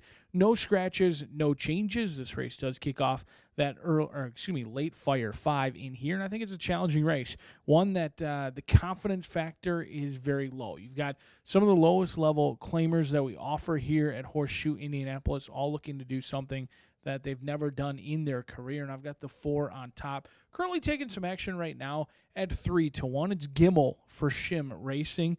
I've followed Shim Racing for a while, since my time here the past 4 years, since Prince Shim used to love to go to the lead and get caught near the wire. This 3-year-old gelding is by Honor AP, and I thought ran a pretty good race. Now, I wasn't impressed with the group as a whole. It was a race that many horses were exiting maiden special weight down to maiden claiming, and it was a huge drop in class for Gimmel. From maiden special weight right down to the bottom, they had completely waved the white flag on this 3-year-old after purchasing this one for $17,000 in 2023, but did have some excuses. Was squeezed at the start, was well behind early in that race, got off to a disastrous beginning, and then closed widest of all with a good sustained run, was clearly second best, was never catching Paige Perfect, who did go on to win relatively easy that day in a 10-length victory, but I was impressed with Gimmel overcoming some of the adversity and was 8 lengths clear of Me Sargento. Of the horses exiting that June 10th race, I think Gimmel was the most impressive, at least visually, in the replay that I saw. 3-1 on the board. But Get Me One 2 exits a little bit of a different race. June 19th, a horse who was favored last time out. Now, this is a horse who's 9-2 on the board in the 6 and was currently below even money against a tougher group last time out at the maiden 15,000. Aaron West does send in 2. We saw earlier today, in fact, last race, Tiana Richardville sent out the 2, who was favored. Terminally Handsome got the job done, post position number 6 at around 5-1. Could be the case again in here. Right now, Aaron West sends out 2 stablemates. He's got the 1 who's currently favored at 5-2, and then he's got Sammy Bermudez aboard this 4-year-old gelding who just didn't try last time. It was a 1-horse race. House of Gold absolutely dominated, and it was a total non-effort. I was impressed with the race before that, in which they showed speed. They broke good. They broke sharply. They were on the front end, and they were actually tackled midway through the turn and fought on. The longer, the better for Get Me One 2. A little bit of a head-scratcher last time out, just a complete non-effort. I'm not sure if he ran better than it looked on June 5th in the slop and just didn't like a drying-out racetrack last time out, or if he's just willing to forgive him. But he does have tactical speed, and he's got the first-call rider for Aaron West in here, 9-2 on the board. The 2 is the most experienced of the group, and at the maiden level, experience isn't always the winning kind. It means you have lost the most races, and that's the case with Rocadora in here. This 3-year-old gelding is 0 for 10 with 1 second and 1 third place finish. You do get the red-hot Marcelino Pedroza Jr. in the saddle for Israel Garcia. Israel Garcia looking for a little bit of racing luck. He sent out a 2-1 horse earlier today who hopped at the start and missed all chance despite the late money coming flooding in on that horse earlier today. So looking for things to go their direction. Exits a similar race, many others in here, the House of Gold race, in which it turned into a 1-horse romp throughout. I like that this horse has shown the ability to pass runners in the lane. The distance doesn't seem to be a challenge. However, at 0 for 10, we are approaching, if not at, that career maiden status, 9-2 on the board. What you won't see on my ticket right now is your current favorite, All Kinds of Trouble for MY Stables. Aaron West, Fernando de la Cruz, that's a horse that could beat me and stretching out for the first time and getting a little bit of class relief as well. Rodney Prescott has been aboard in the first 2 starts. Today you'll get Marcelino Pedroza Jr. Jr., and that is the fear for me in this late Fire 5. A favorite that I don't have on my ticket, I'm going to use 2, 4, and 6. Fernando de la Cruz looking for a riding double after winning last race. He looks for another one in here. Race number 5, we kick off that turf racing here at Horseshoe Indianapolis on a Wednesday. The Horseshoe Hat Trick, also the $1 minimum pick 4. I think that's an excellent betting opportunity. I am 5 deep. I do not have the favorite, West Maple. As you saw in race number 3, taking on winners for the first time can be a tall task. Your 8-5 morning line favorite, West Maple, is taking on winners for the first time. I am going to play against. That is the horse to beat, but for me, not the horse to bet. 3, 5, 7, 9, and 10. If you're looking to cut this ticket down, potentially single your Diodoro runner. I do think most of his horses run better on the dirt. However, Orlando Mojica and him are no strangers to our winner's circle or winner's circles around the country, and the 10 looks live if you're looking to play against West Maple, who's a heavily backed favorite. Race number 6, a who's who race. They all take turns beating one another. In fact, almost the entire field last time out just faced one another. A couple of horses that I'm going to look to key in on is the 6, Zappin' It. This is a horse who may be overlooked today. Santo Sanja, Rogelio Labra, was bet down to favoritism last time out.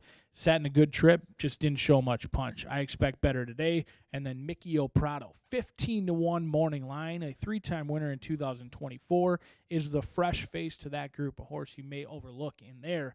It's late Fire 5 time. The riders getting the instructions. We're about to find out 3 minutes from now whether those instructions are listened to or not as we kick off the late Fire 5 right here at Horseshoe Indianapolis.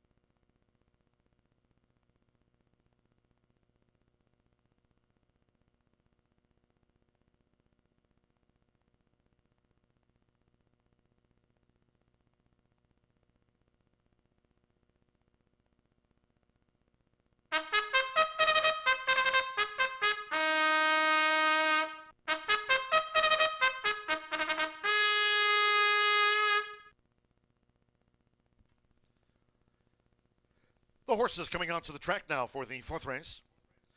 The maiden will be run over the mile and a 16th, a field of 8. Number 2, Rocadora, jockey change to Marcelino Pedrosa Jr. Waive the apprentice allowances, 120. There's Marcelino Pedrosa Jr.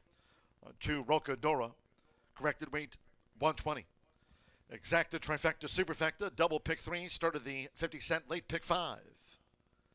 Closer to post time.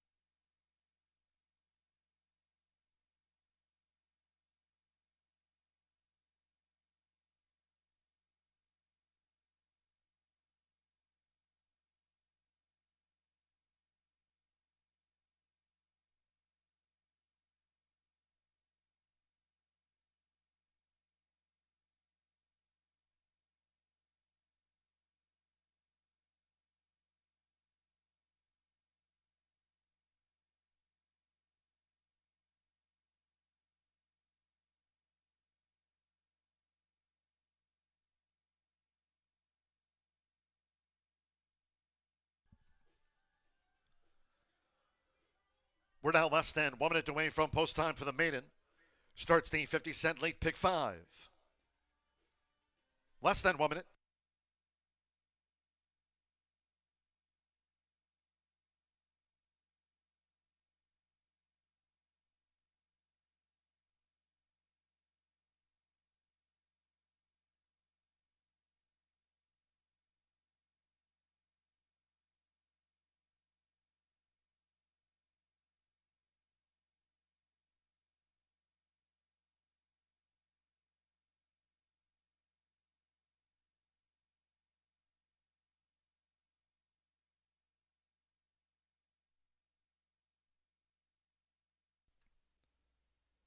The horses are approaching the starting gate.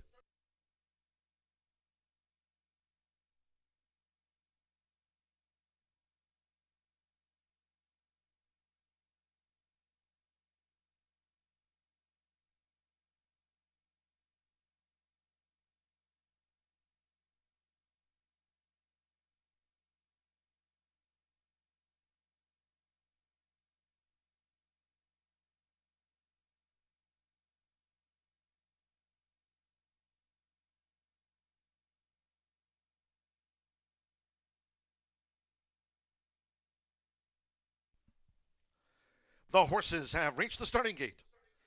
It is now post time. Loading for the maiden. All Kinds of Trouble, Fernando de la Cruz. Riding for a double on the day. Sando Sanjor with Me Sargento.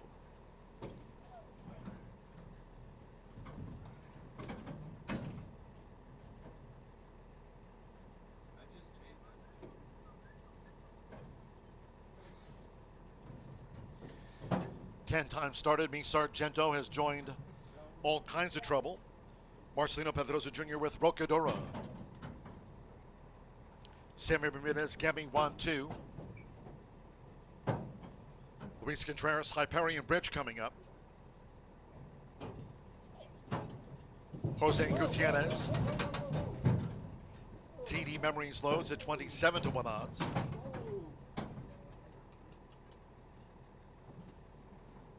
Evan Roman with Gimmel. Gimmel code 2-1 favorite with All Kinds of Trouble. One more. Andre Zaloa with Chanakee. And a mile and 16th. Whose turn will it be today? They're in the gate. And they're off. TD Memories broke slow. Gimmel broke sharp. All Kinds of Trouble with the rail. There's Gabby 1-2. And after breaking last, TD Memories now in front. For Jose Gutierrez, it's TD Memories who takes the top from All Kinds of Trouble with Gimmel, and Gabby 1-2 is running a wide fourth, just under 7 furlongs to go. In the meantime, Rocador in the green silks and cap secures position next in formation as they go to the back, and then Hyperion Bridge with Me Sargento and Chanakee. Quarter 24.46 seconds, it's TD Memories. TD Memories dictates the field at 38-1. TD Memories in front of All Kinds of Trouble with the rail. Gimmel is right there between horses. Gabby 1-2 is out deep on the track, running fourth up close. It's TD Memories who leads to a half mile from home overall. Rocador together in fifth with Hyperion Bridge, and then three more to Chanakee. Me Sargento trails. They go past the half mile pole. TD Memories engaged up the inside by All Kinds of Trouble. Half mile 48.78 seconds. TD Memories still there. 3 furlongs to go. All Kinds of Trouble second to the inside by a length and a half. And then on the far outside Hyperion Bridge, Gimmel, Rocadora with the rail. TD Memories hits the quarter pole in front by 2.5. On the far outside is Chanakee toward the rail. Me Sargento in a purple cap, and Gabby 1-2 is dropped back to last. TD Memories blows the turn, has been in front a long way, 3/4. 1 minute 13.36 seconds. It's a toss-up. Rocadora, All Kinds of Trouble. Hyperion Bridge, TD Memories still involved. Between horses, Chanakee, they come past the 16th, a wild one. It's Chanakee, Rocadora, and TD Memories. They're near home with Andre Zaloa. Chanakee out to the maiden ranks at 16-1. Over 38-1, TD Memories the 1-2. Rocador was third, then Me Sargento, Gimmel, All Kinds of Trouble. Hyperion Bridge beat one home. That was Get Me 1-2 back in last.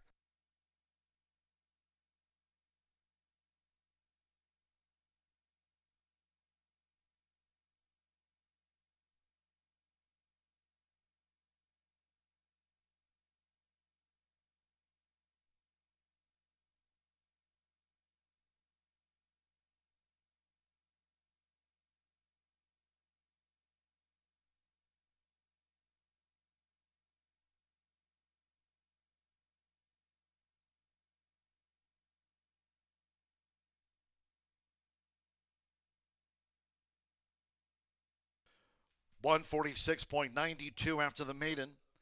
8-3-2-5-8 Cherokee. 16-1 first.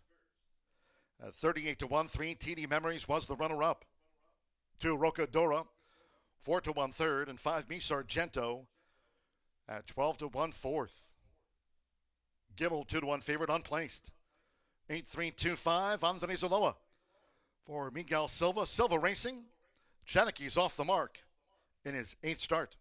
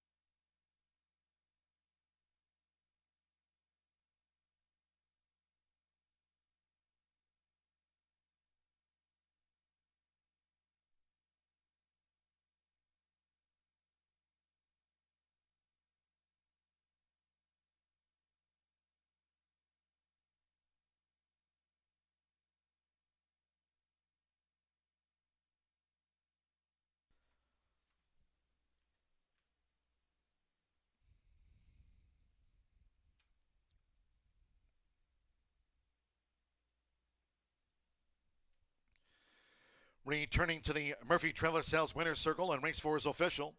The 8 Cherokee with Andres Aloa. Cherokee is a 3-year-old big gelding by Daher out of the Holy Bull Mare, Holy Moly Susan. For Miguel Silva's Silva Racing NLC, Cherokee with his best run to date.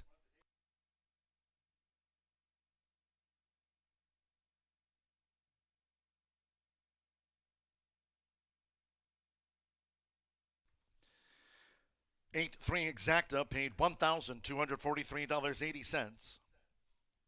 50-cent trifecta, 8-3-2, $1,628.80. 50-cent pick 3 on races 2, 3, and 4. 8 with the 6 with 8 Cherokee. $332.10. The terminally handsome Cherokee 6-8 double, $253.80. Mi Sargento 4th in the maiden. The 10-cent superfecta, 8-3-2-5, paid $2,103.15. All 8 ran 146.92. Race 5, our next port of call. First of 3 on the turf course, rated good. Turf rail at 48 feet this Indiana Derby week. 5th race, Turf Mile. No scratches, all 10 run.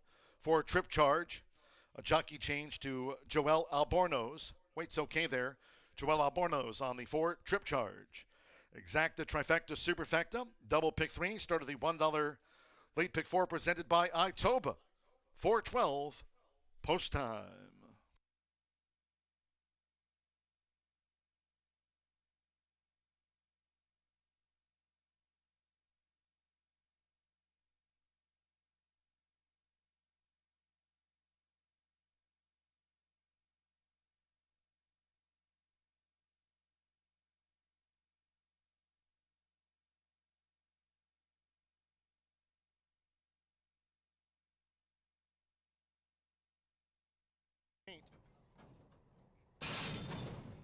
And they're off. TD Memories broke slow. Gimmel broke sharp. All kinds of trouble with the rail. There's Gabby 1-2, and after breaking last, TD Memories now in front. For Jose Gutierrez, it's TD Memories who takes the top from all kinds of trouble with Gimmel, and Gabby 1-2 is running a wide 4th. Just under 7 furlongs to go. In the meantime, Rocador in the green silks and cap secures position. Next in formation as they go to the back, and then Hyperion Bridge with Mi Sargento and Cherokee. Quarter 24.46 seconds. It's TD Memories. TD Memories dictates the field at 38-1. TD Memories in front of All Kinds of Trouble with the rail. Gimmel is right there between horses. Gimme 1-2 is out deep on the track, running fourth up close. It's TD Memories who leads to a half mile from home overall. Rocador together in fifth with Hyperion Bridge, and then three more to Cherokee. Mi Sargento trails. They go past the half mile pole. TD Memories engaged up the inside by All Kinds of Trouble. Half mile, 48.78 seconds. TD Memories still there. 3 furlongs to go. All Kinds of Trouble second to the inside by a length and a half. And then on the far outside, Hyperion Bridge, Gimmel, Rocador with the rail. TD Memories hits the quarter pole in front by 2.5. On the far outside is Cherokee toward the rail. Mi Sargento in a purple cap, and Gimme 1-2 is dropped back to last. TD Memories blows the turn, has been in front a long way, 3/4. 1 minute 13.36 seconds. It's a toss-up. Rocadora, All Kinds of Trouble. Hyperion Bridge, TD Memories still involved. Between horses, Cherokee, they come past the 16th, a wild one. It's Cherokee, Rocadora, and TD Memories. They're near home with Andres Aloa. Cherokee out to the maiden ranks at 16-1. Over 38-1. TD Memories the 1-2. Rocador was third.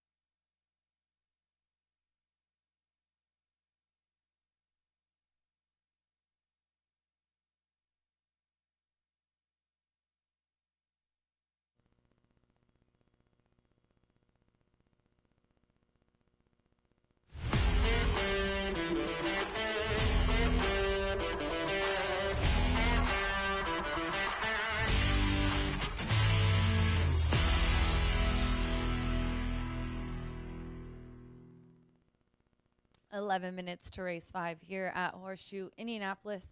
And we have a 3-year-old and up claiming for 12.5, 1 mile on the grass. And these are all non-winners of 2.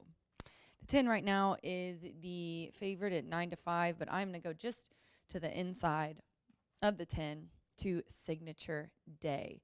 Marcelino Pedroza coming off of a double yesterday on the card. He's looking for his first win here.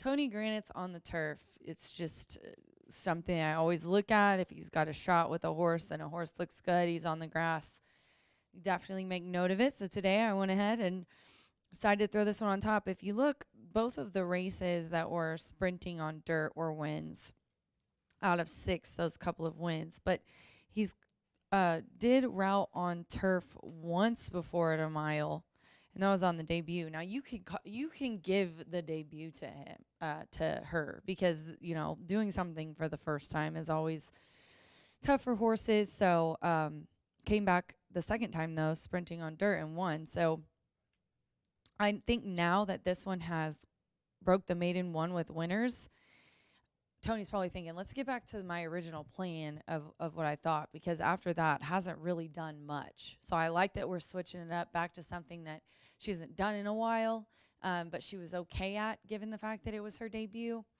I'm going to go with Signature Day on top, 3-year-old or 4-year-old filly by Race Day.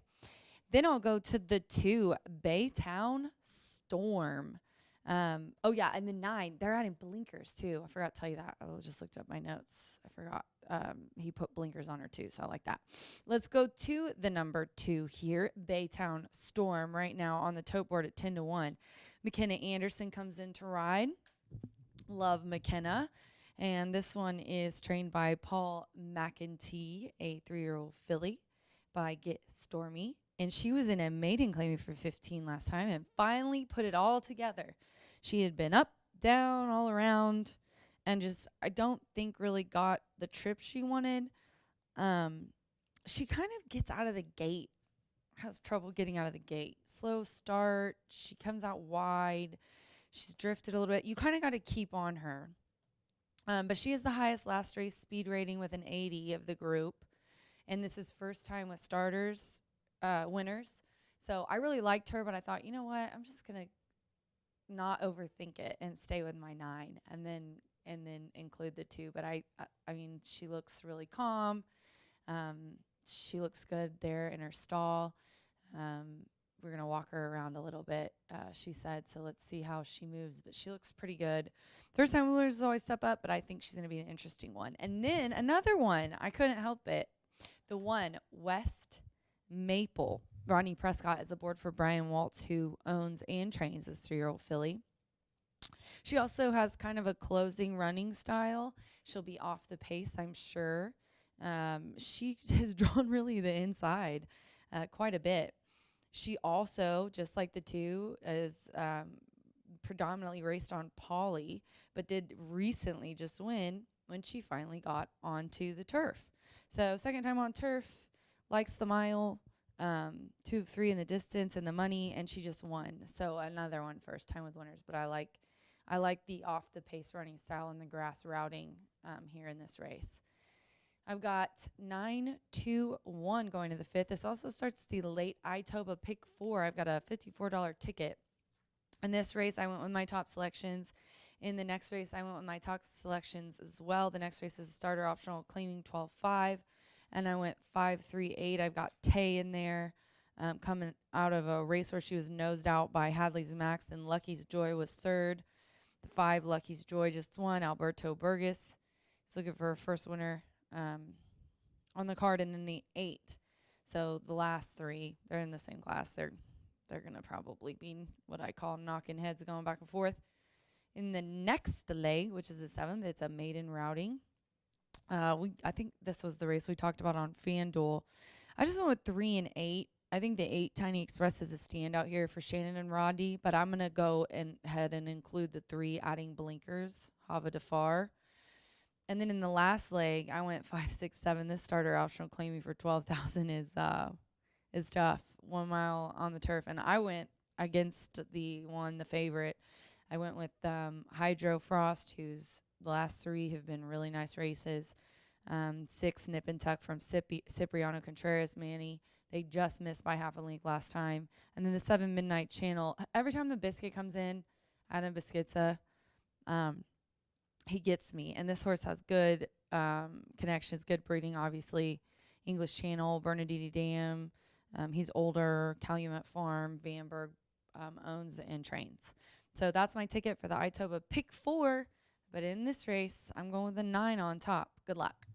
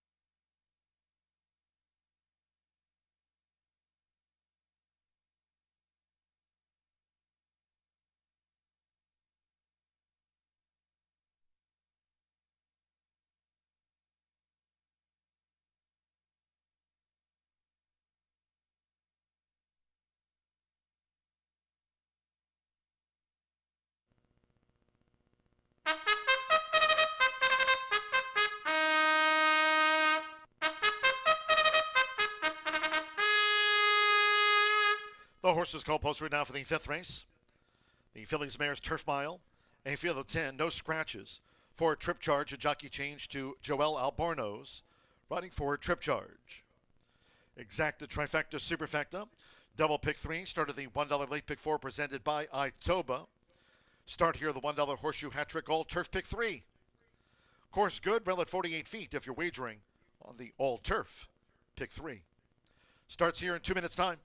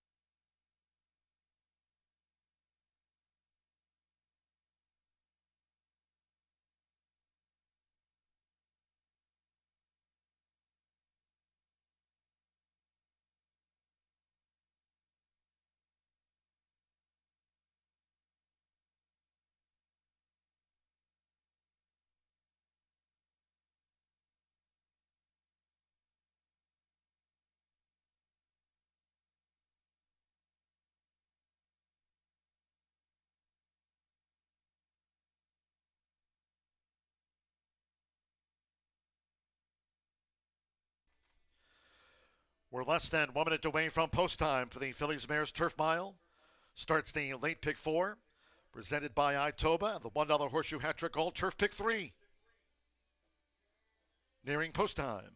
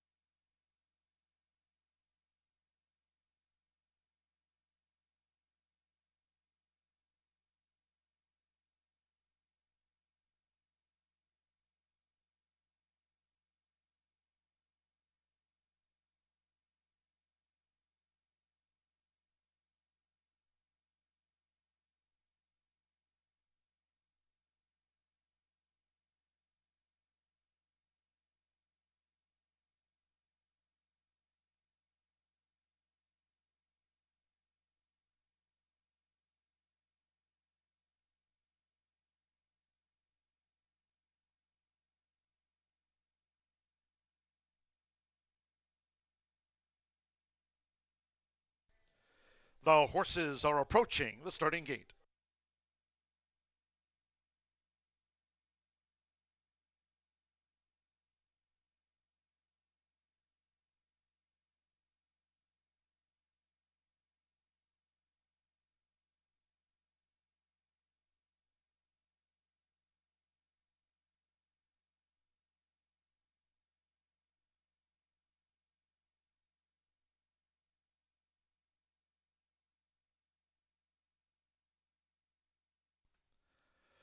For the first time today, crossing over to the turf course. Course good, rail at 48 feet. Near the mile start.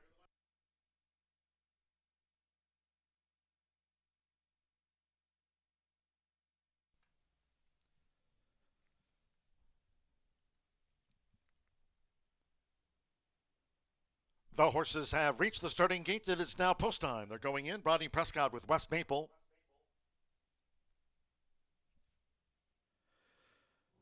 Alberto Burgos, Fizzle, and West Maple, the first two in. McKenna Anderson with Baytown Storm.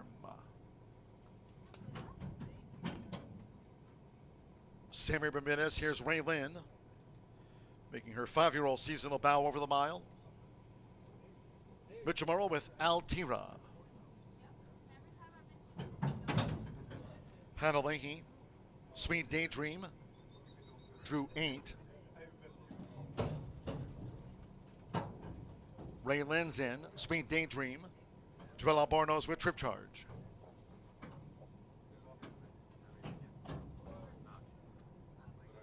Marcelino Pedrosa Jr. with Signature Day. Josh Morales, Free Passage going in.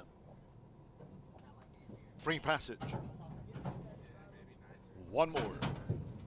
Bingo Baby. Orlando Mejica has a win on the card. Course good, rail at 48 feet. Starts with the Horseshoe Hat Trick All Turf Pick 3 on this Wednesday of Indiana Derby Week.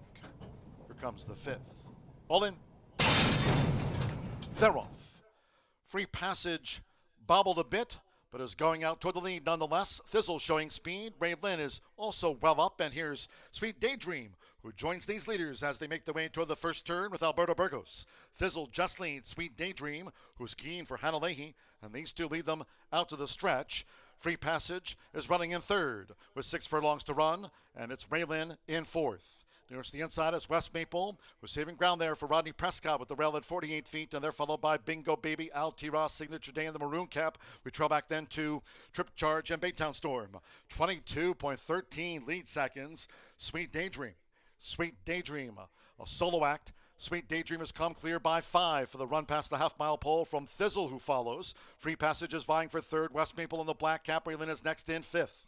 Bingo Baby 6th and behind horses. Altira is also in a grouping there, racing some 10 lengths off the lead as they enter the far turn. After Altira, Signature Day is next from Baytown Storm, and Trip Charge is last. Half mile 46.65. 59-1. Sweet Daydream leads the turf mile coming toward the quarter pole as Thizzle looks to narrow the margin. Sweet Daydream and Thizzle as these fillies and mares level up for home. On the outside, Free Passage, and toward the inside, West Maple's looking for a gap. Bingo Baby straightened away in 5th, Altira 6th, then Baytown Storm 7th. 3/4, 1 minute 11.20 seconds. Bingo Baby comes charging up the rail there for Orlando Mexica. Bingo Baby, it was a bold stroke. Bingo Baby's taken the lead past the 16th from West Maple, then Free Passage and Baytown Storm. Bingo Baby bounds home by 3. West Maple, Baytown Storm, Free Passage, Altira, and Sweet Daydream.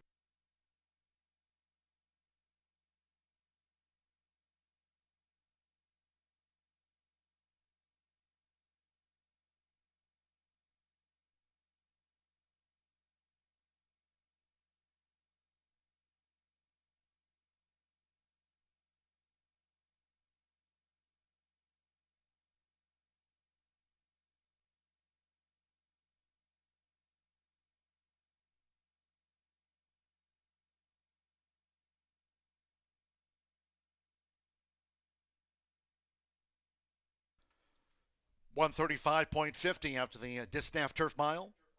$135.50. 10-1-2-5-10. Bingo Baby. 7-2 first. 1 West Maple. 9-5 favorite. The runner-up. 2 Baytown Storm at 7-1 was third, and number 5 Free Passage at 16-1 for the Superfecta. 7-2, the second choice. Starts off the late pick 4, Horseshoe Hat-Trick All Turf pick 3. A couple of wins on the card for Orlando Mexica. Here for Robertino Diodoro. The daughter of Divisadero. Bingo Baby home at 7-2.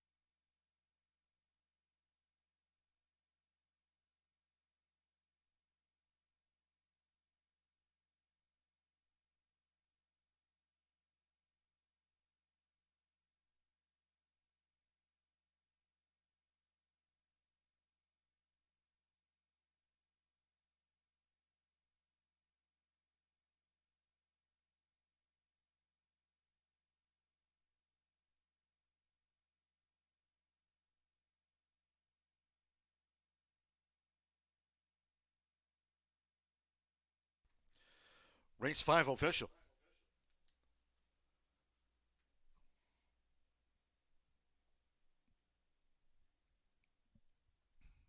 Returning to the Murphy Trailer Sales winner circle, the 10, Bingo Baby, a running double for Orlando Mexica. Bingo Baby is a 3-year-old chestnut filly by Divisadero. Out of the Mustanfar mare Won't Back Down. Robertino Diodoro trains for Al Bianchi Racing LLC and Jordan Rubenstein. Horseshoe Indianapolis congratulates the winning connections. Bingo Baby takes out the Phillies Mares Turf Mile. Paid 7-2 was the second choice.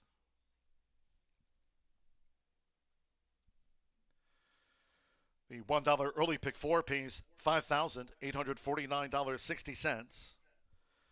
Checking out the 50-cent early pick 5, that result in 5 of 5, $50,582.35 on the Wednesday of Indiana Derby week. Big payouts in the $1 early pick 4, 50-cent early pick 5, $50,582. 10-1 exacta, $34.80. Free Passage back in 4th. The 50-cent trifecta, 10-1-2, $46.60. 8-10 double, $86.20. The 10-cent superfecta, 10-1-2-5, $66.42. And the pick 3, 6-8 with a 10, $372.05.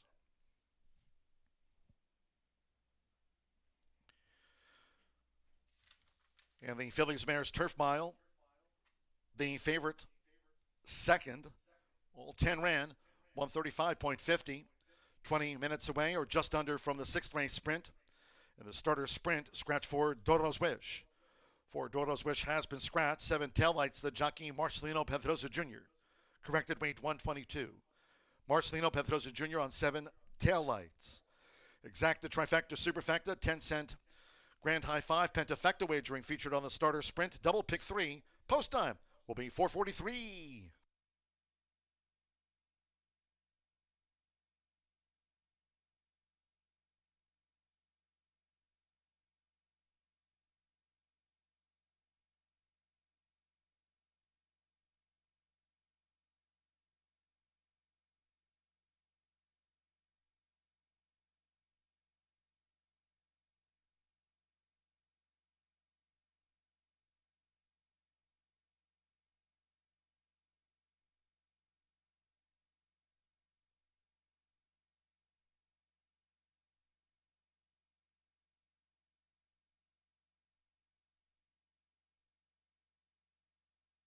The 5th.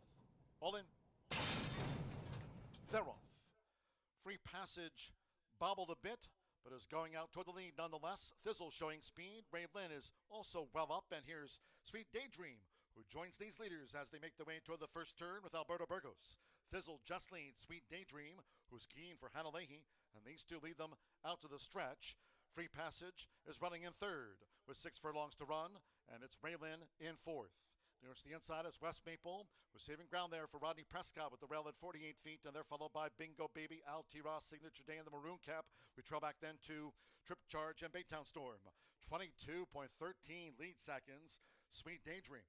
Sweet Daydream, a solo act. Sweet Daydream has come clear by 5 for the run past the half-mile pole from Thizzle, who follows. Free Passage is vying for third. West Maple in the black cap. Raylin is next in 5th.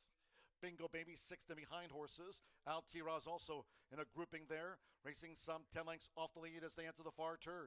After Al T-Ra, Signature Day is next from Baytown Storm, and Trip Charge is last. Half mile 46.65. 59-1. Sweet Daydream leads the turf mile coming toward the quarter pole as Thizzle looks to narrow the margin. Sweet Daydream and Thizzle as these fillies and mares level up for home. On the outside, Free Passage, and toward the inside, West Maple's looking for a gap. Bingo Baby straightened away in 5th. Al T-Roz 6th. Then Baytown Storm 7th. 3/4 1 minute 11.20 seconds. Bingo Baby comes charging up the rail there for Orlando Mejica. Bingo Baby, it was a bold stroke. Bingo Baby's taken the lead past the 16th from West Maple, then Free Passage and Baytown Storm. Bingo Baby bounced home by 3. West Maple, Baytown Storm, Free Passage, Al T-Ron, Sweet Day. The 5th.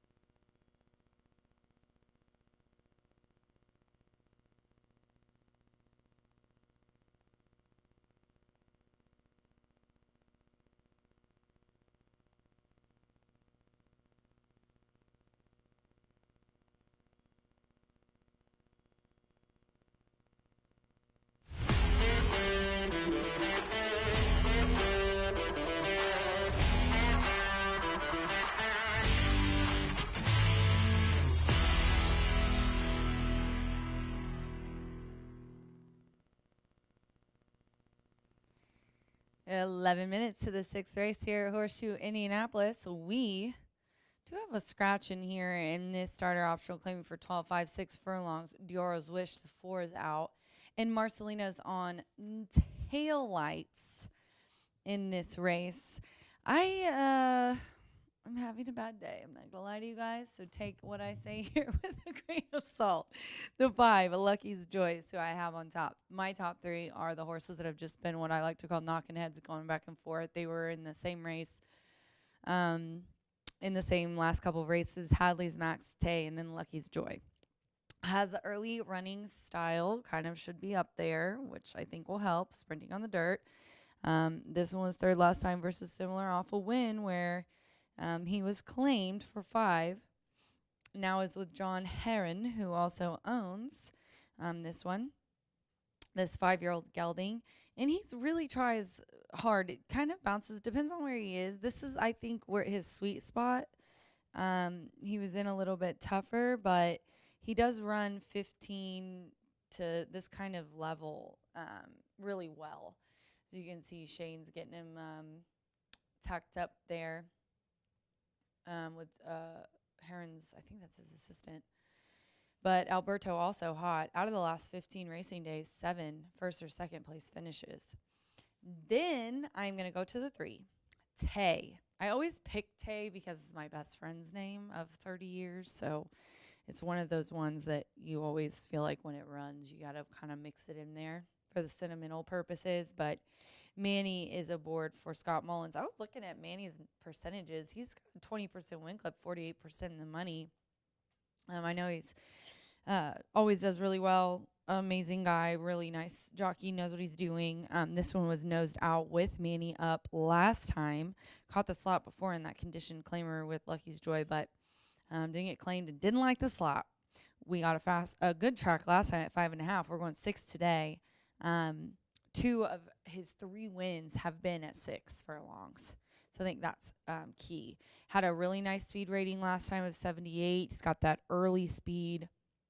I think in this one he could get the lead. It's a key start because it's third off the layoff. And like I said, he was just nosed out last time. Also, like I said, Manny's hot too. 6 of 9 in the last 7 racing days. And then I'm going to go to the 8, Hadley's Max.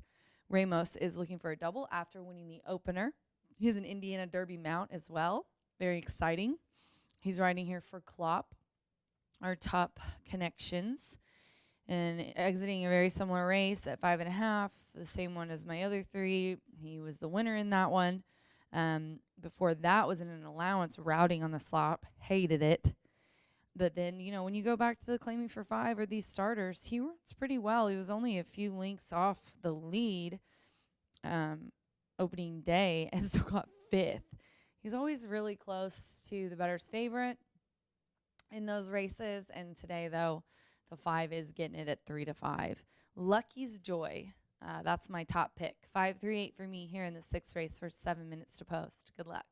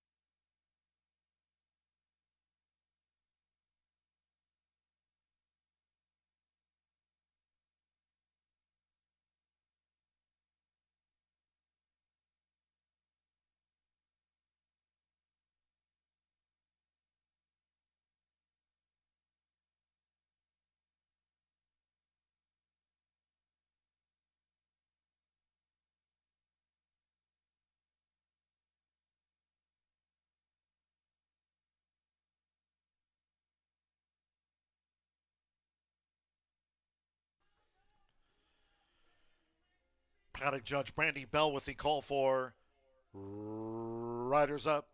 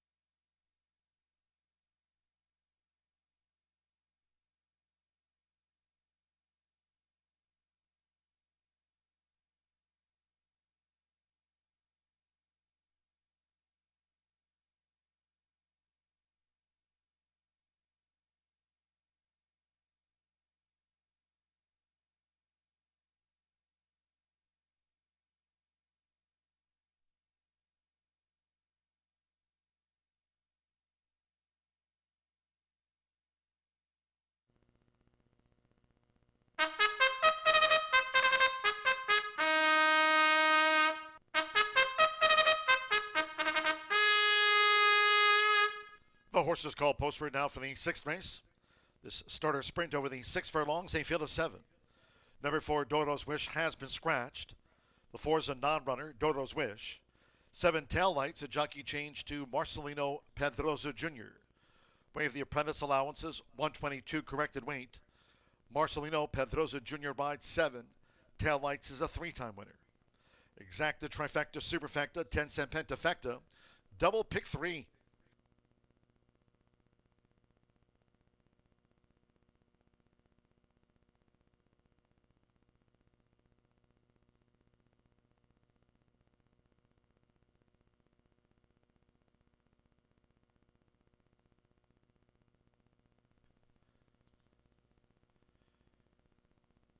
Main track fast. The 7th and 8th carded for the turf.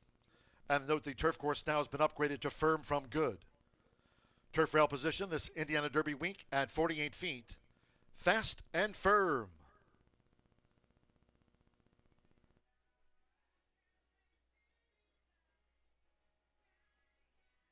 Get your wagers in.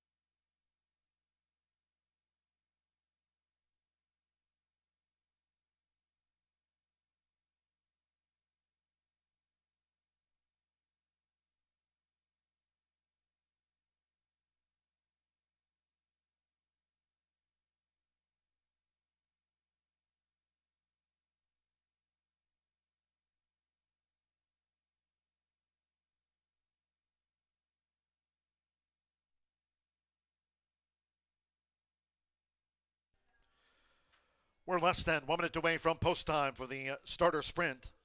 Fast and firm, don't delay.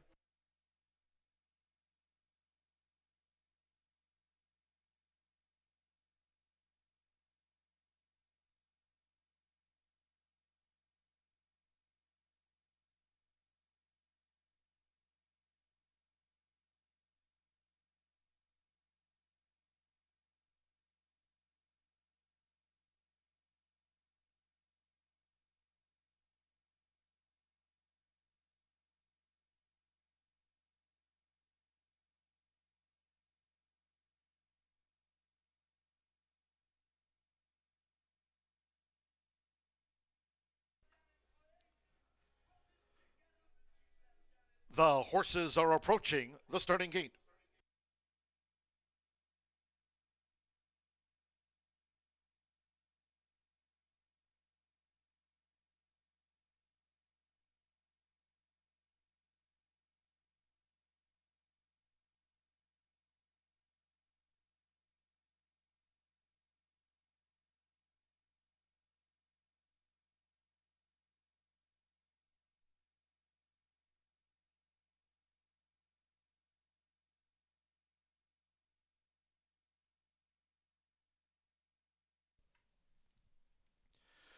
The horses have reached the starting gate. It is now post time. Loading for the starter sprint. Evan Roman with Dossier.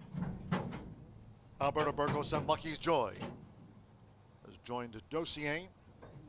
Sammy Bermudez with Mickey O'Prado. Santo Sanjor zapping it coming up. Manny Esquivel, Tay, Yellow Red Diamonds. Marcelino Pedrosa Jr. with Tail Lights.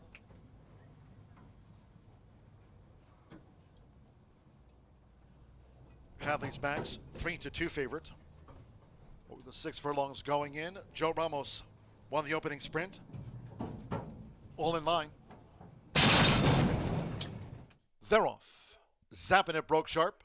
There's Lucky's Joy, and on the outside, Taillights with early interest. Here's Tay going for a push, and toward the inside, Mickey O'Prado is right there. It's Lucky's Joy. Lucky's Joy's under attack as Tay takes the top now for Manny Esquivel.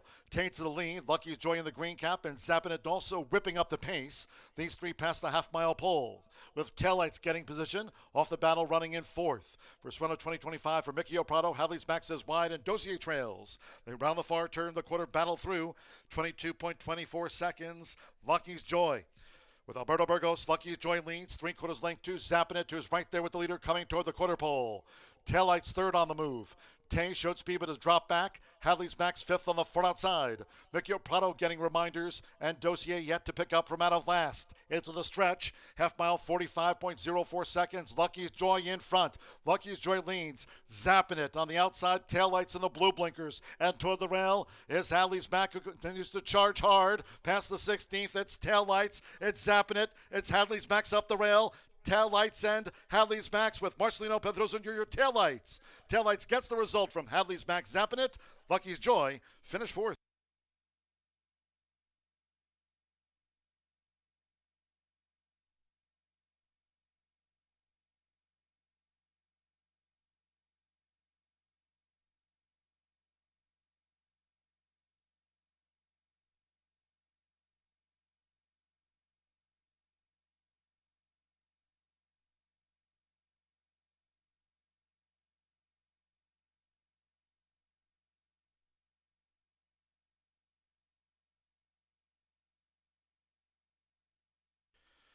One 10.07 after the starter sprint.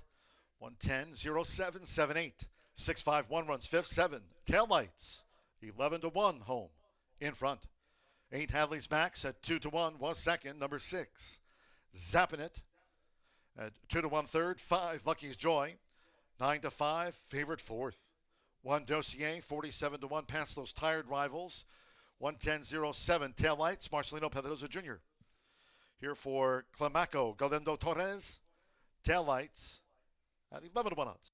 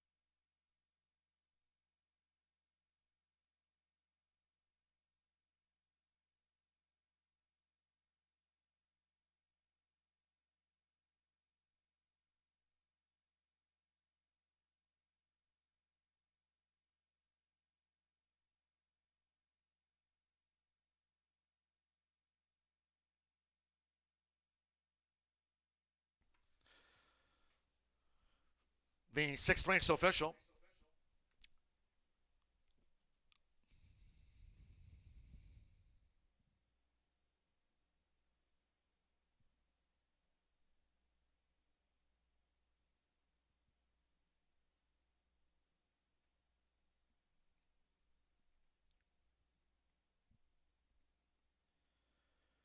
Returning to the Murphy Traveler Sales winner's circle, here are the 7 taillights. Marcelino Pedrosa Jr. on the Wednesday scoreboard. Taillights is a 5-year-old big gelding by alternation. The Into Mischief mare, Whistle Stop. The now 4-time winner is trained by Clamaco Galindo Torres for Joshua Galindo. Horseshoe Indianapolis congratulates the winning connections of Taillights. $24 to win. 7-8 exacta, $67.20. 50-cent trifecta, 7-8-6, $39.95. 10-7 double paid, $169.20. The 50-cent pick 3 on races 4, 5, and 6. 8 with the 10 with the 7 taillights, $956.30. The 10-cent superfecta, Lucky's Joy 4th, 7-8-6-5, $13.67. And Dossier passed those tired rivals. Caps off the 10-cent grand high 5 of 78651. The pentafecta, $56.68. 110.07 after the starter sprint. 21 minutes away. Race 7, 1 of 3 on the turf course today. Course now firm. Rail at 48 feet on this Indiana Derby week. And in the next one, scratch the also eligibles. Scratch 11, Get Even Kid. 12, Annie Express. 13, Samo, and 14, What You Wished. Scratch the also eligibles. For Dreamy Kitten, a jockey change to Sammy Bermudez. Waive the apprentice allowances. 120 corrected weight now. Sammy Bermudez on the 4, Dreamy Kitten. 7, Buys No Limit is a pound over the program weight listed there. Exacta, trifecta, superfecta, another 10-cent grand high 5. Pentafecta wagering on the maiden turf. Double pick 3. Firm and fast. Post time will be at 1/4 past.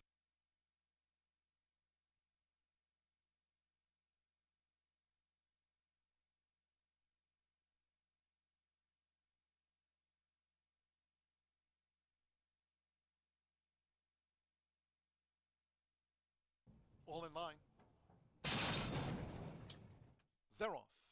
Zapping it broke sharp.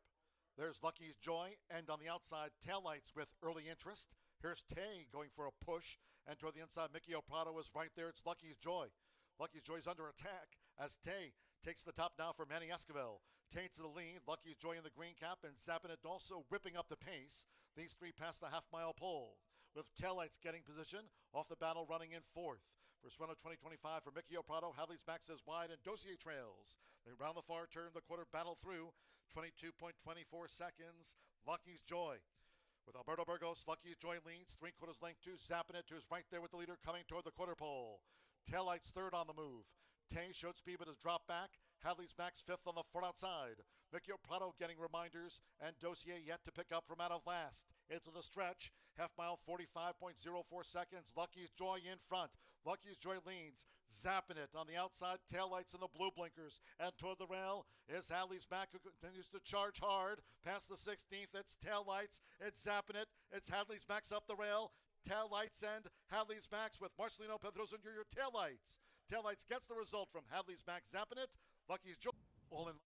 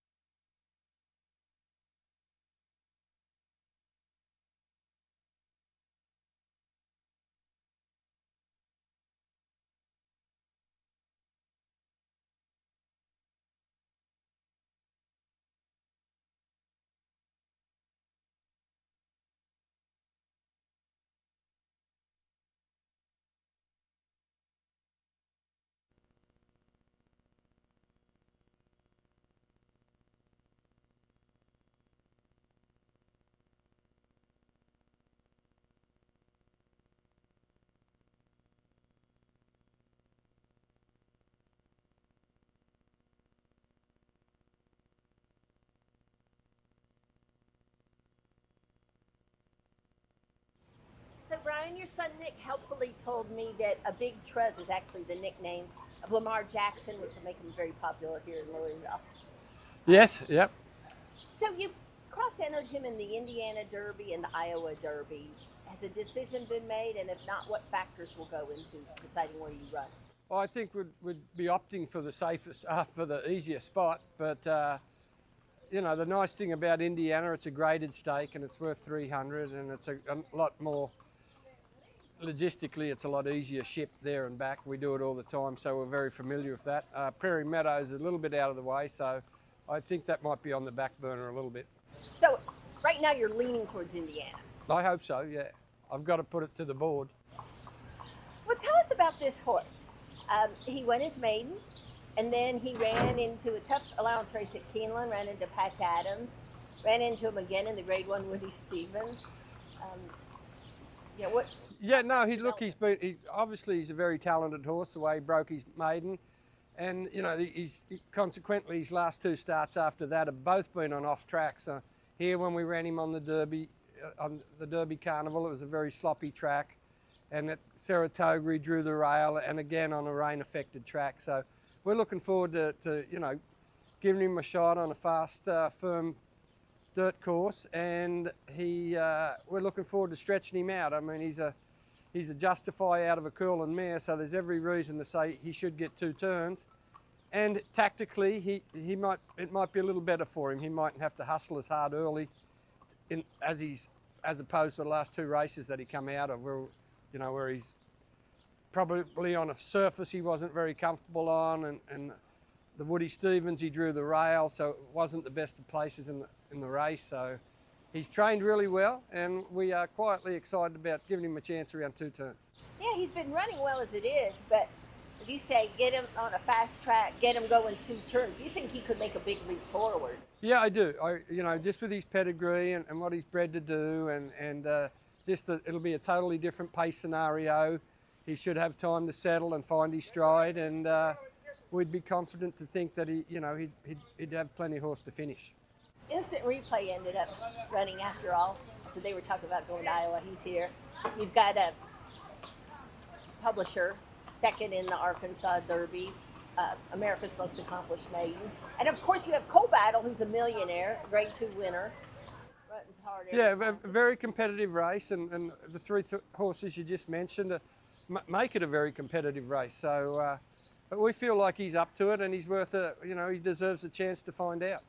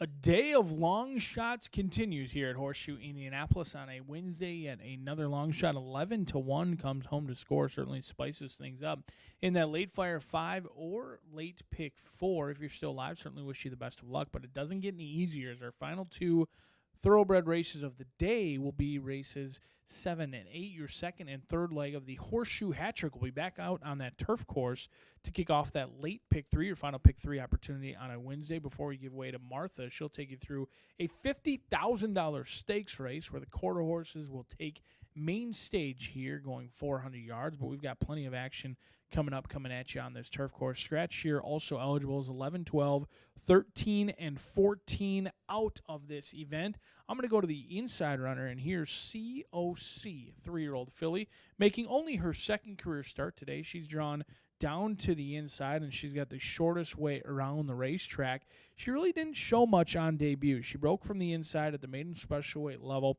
and it was a race in which the top 2 were far clear of the rest of that field. Midnight Capper and Hungry Reggae really made it a match race. So even though there was 12 entered, it was really only a match race right from the start. But Randy Matthews owns, trains, and bred this 3-year-old filly. So he's been there right from the beginning of days in which the feet touched the ground all the way to hopefully their first victory today on the turf course. And I think the plan all along was to get COC on the turf. She's by Unbridled Express, but on the bottom side, Royal Song Dancer. She's a mare who was a stakes winner of $100,000. She had 3 wins in her career, and she also ran on the turf course over at Santa Anita as well with a win there. And then she produced Dance for Money, who actually won on the turf course at Santa Anita. So some sibling success on the turf, and I think there's some improvement in the way of COC. And I'm not all that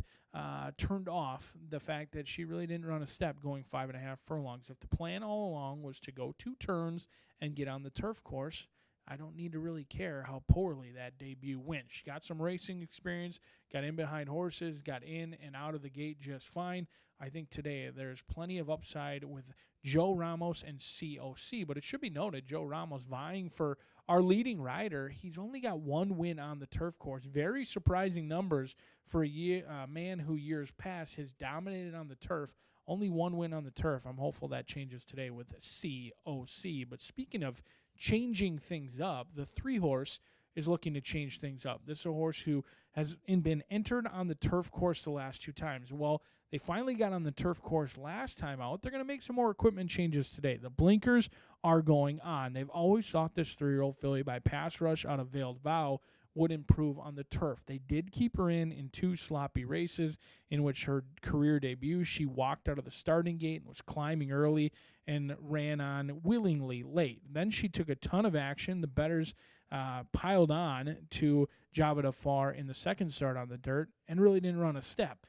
Java Far put in very little effort in the slop the second time out. She got on what is preferred surface last time out and had a perfect trip. Marcelino Pedroza Jr., he's red hot. He won numerous races yesterday. He won more races today. You get the hottest rider in the colony right now. You get second-time turf on Java Far. I think this horse likely should be favored in this spot. However, it's hard to overlook that last race. Final time wasn't all that quick, and she did have a beautiful, beautiful trip. When you script trips in your dreams where you ride the rail all the way around and you get a huge seam at the top of the lane, those are the kind of races you need to win. She didn't do that. They put the blinkers on today looking to improve that focus. 9-2 on Java Far. But I'm putting your attention to another long shot in here. Buys No Limit, Joshua Romero and Antonio Duran. Now, if you're looking at the racing form, this horse hasn't run a step thus far in the career. In fact, through 2 races, has only beat 1 horse home. 21 other horses entered in the races, and this one has been beat by 20 out of 21 horses thus far. So I don't believe I'm crazy, but this is going to be a long shot to maybe throw a couple of dollars on. The 3-year-old filly has been sprinting on the dirt. Maybe the turf is where she's wanted to be all along. It's possible. The mare, she was an 11-time winner, which is somewhat crazy. Mares by and by being an 11-time winner, that is a lot of wins. Not many horses can get to that in their career, and was successful on the turf. In fact, she won twice on the turf course. 2 of those 11 victories did come on the turf, including being a stakes winner at Del Mar as well. This one's a half-sibling to Celestial Insight, who's a 5-time winner on the turf for over $200,000.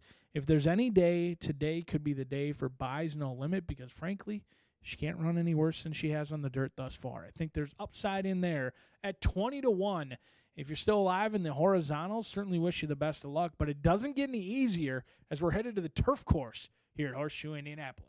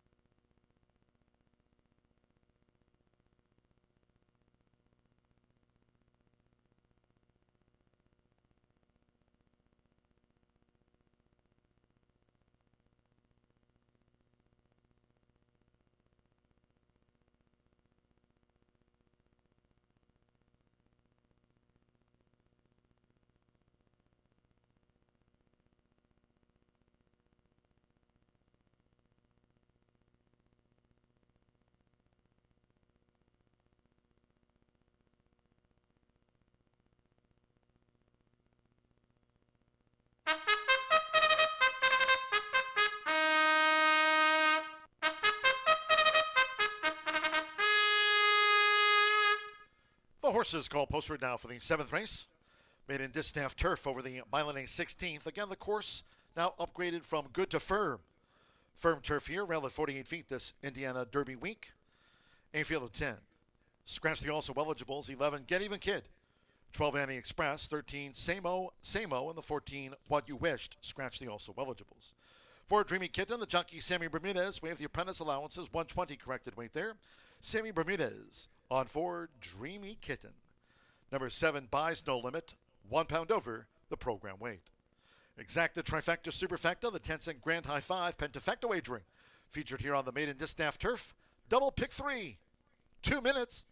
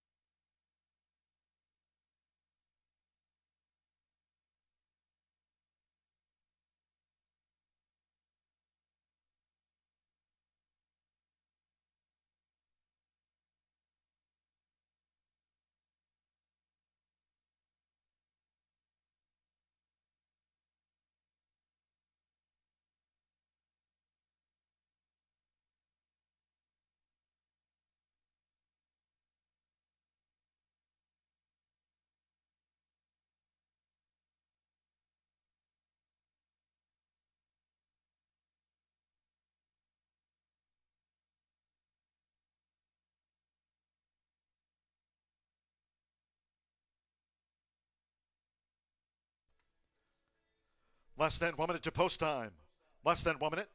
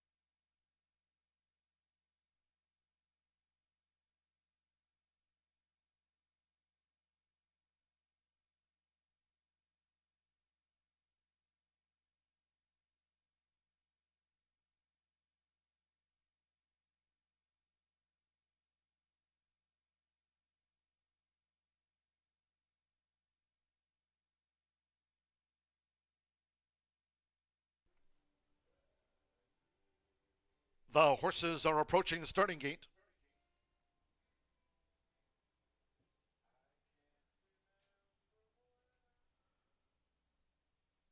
For the second of 3 times today, crossing over to the turf course here at Horseshoe Indianapolis.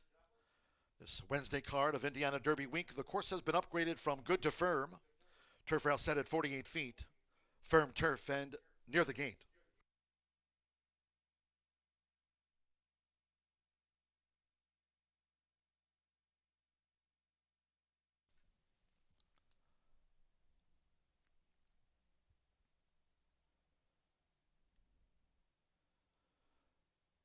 Arriving.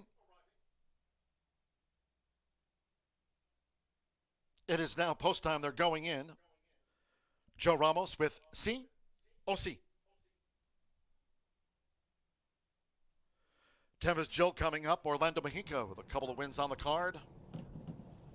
Loading here for the maiden distaff turf. Tempest Jill joins COC. Mitchell Merrill with Goody Two Socks. Loads at 20-1 odds. Joseph Romero with Buys No Limit. Javanafar, Marcelino Pedrosa Jr. riding for a double. Here's Javanafar.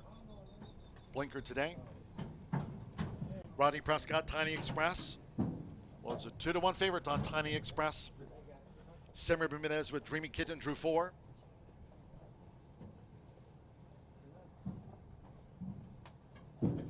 $35-1 on Dreamy Kitten. Tiny Express 2-1 favorite with a couple in the back. Evan Roman with Abra Abra. Or the Milan 16th. One more. Santo Sanjor. And 13 times started, 1 finale.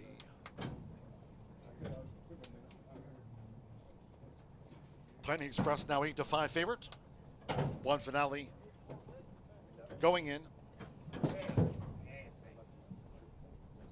They're in the gate.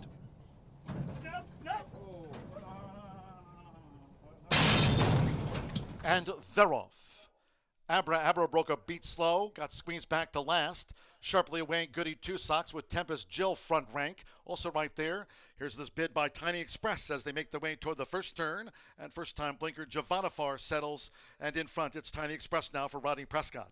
Tiny Express takes the lead from Tempest Jill, who yields out to the stretch with Goody Two Socks running in third. Here's the inside COC through into fourth with Javanafar fifth, and they have 6 furlongs to run. Then on the outside comes Tamarack Square with Dreamy Kitten, One Finale, Abra Abra, and Buys No Limit has dropped back to last as these maiden fillies of mare go to the back of this firm course. Quarter 22.86 seconds. Tiny Express. So Tiny Express out in front and dictates terms here to Tempest Jill by 4, just outside the half-mile pole. It's Tiny Express, Tempest Jill, Goody Two Socks in third, and joined toward the inside by COC, who's running in fourth. Javanafar midfield in fifth. Javanafar joined out wide by Tamarack Square, who's settled there in roundabout sixth position as they traverse the far side of the course. Dreamy Kitten with One Finale. Abra Abra still leads 1, and that's Buys No Limit, who remains the back marker. Half mile, 47.45 seconds, 3 furlongs away for Tiny Express. So with Rodney Prescott, Tiny Express continues the overall leader coming toward the quarter pole from Tempest Jill, Goody Two Socks. On the outside, Tamarack Square is gaining traction. COC toward the rail. It's Tiny Express at the turn-in. One Finale, and that orange cap sweeping with a bid now. Then further back is Javanafar, Dreamy Kitten, Abra Abra, and Buys No Limit, never picked up. 3/4 1 minute 12.59 seconds. It's Tiny Express looking to finish them off. Tiny Express leads here. COC, Tempest Jill under pressure. One Finale continues to muster a late charge, but near home with Rodney Prescott, Tiny Express. Tiny Express too tough today. Tiny Express won by 3.5.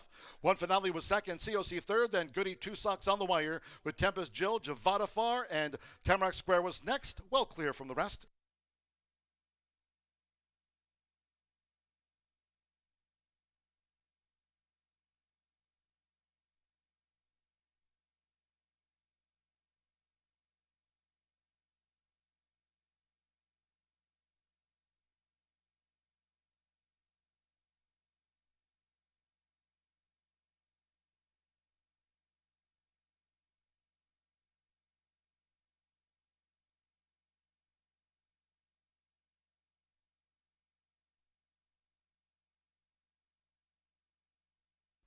$143.58 after the maiden. Course firm, 143.58, 810, 1, then a photo. A Tiny Express, 2-1. Favorite first. 10-1 Finale at 8-1 second in her 14th career start. Number 1, COC, 4-1 third. Stand by for the 4th and 5th for the Pentafecta. Rodney Prescott, Shannon McGovern gets chalk players on the score sheet. Tiny Express, 2-1. The favorite obliges in the turf.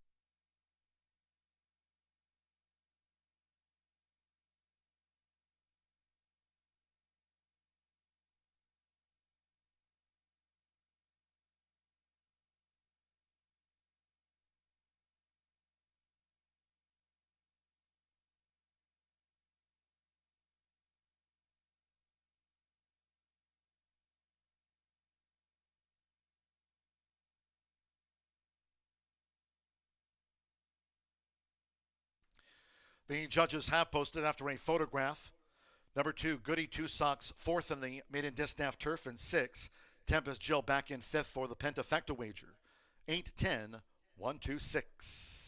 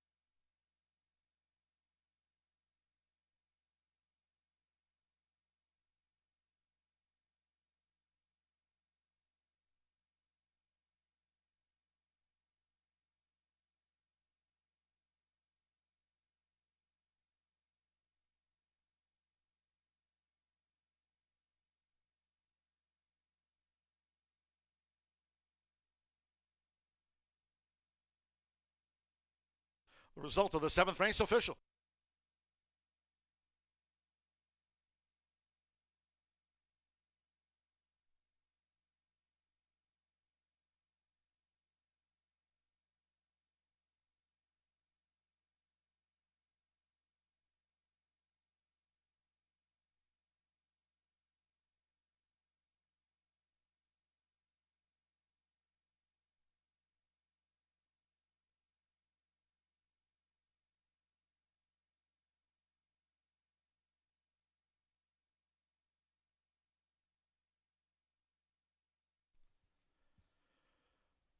The 7th race maiden distaff turf is official.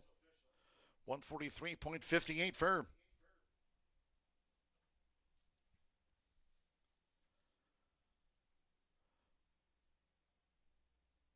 Leading into the Murphy Trailer Sales Winner Circle, the 8 Tiny Express with Rodney Prescott. Tiny Express is a 4-year-old gray roan filly by Unbridled Express out of Zephycal by Cowboy Cal. Shannon McGovern trains. Owned by Gregory Punt, David Hylea, Charles Rains, Mike Bilbrey, and South Point Farm LLC of trainer Shannon McGovern and winning rider Rodney Prescott. Horseshoe Indianapolis congratulates the connections of Tiny Express out to the maiden fillies ranks. Paid 2-1.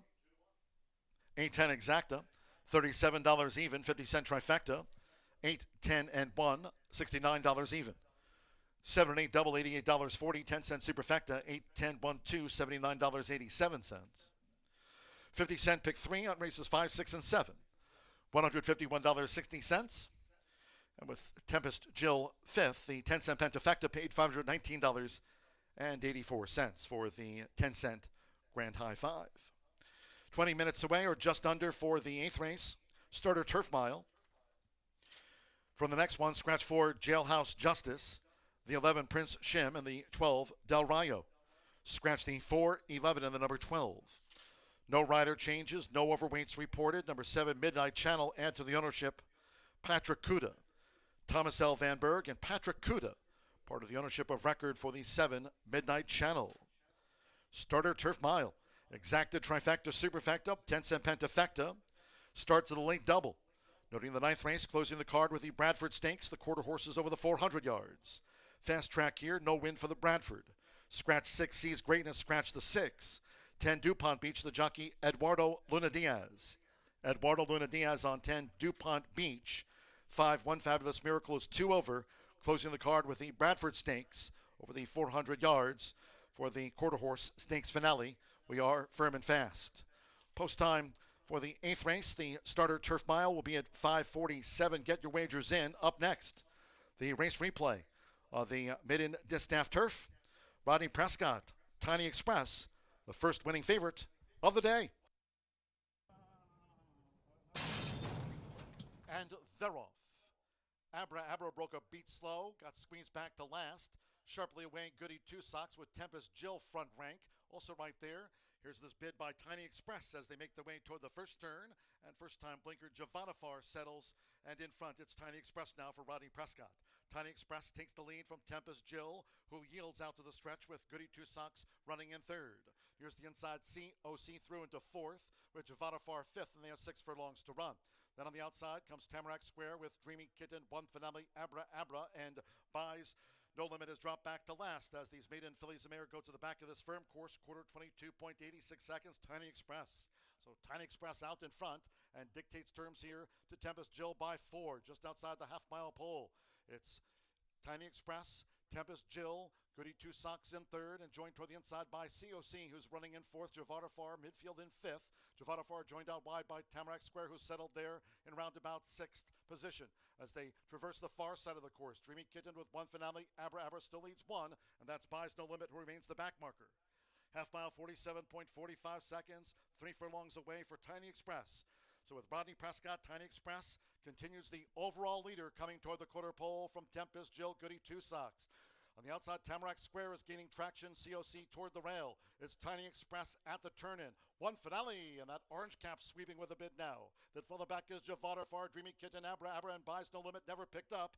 3/4, 1 minute, 12.59 seconds. It's Tiny Express looking to finish them off. Tiny Express leads here. COC, Tempest Jill under pressure. One Finale continues to muster a late charge, but near home with Rodney Prescott, Tiny Express. Tiny Express too tough today. Tiny Express won by 3.5. One Finale was second, COC third, then Goody Two Socks on the wire with Tempest Jill,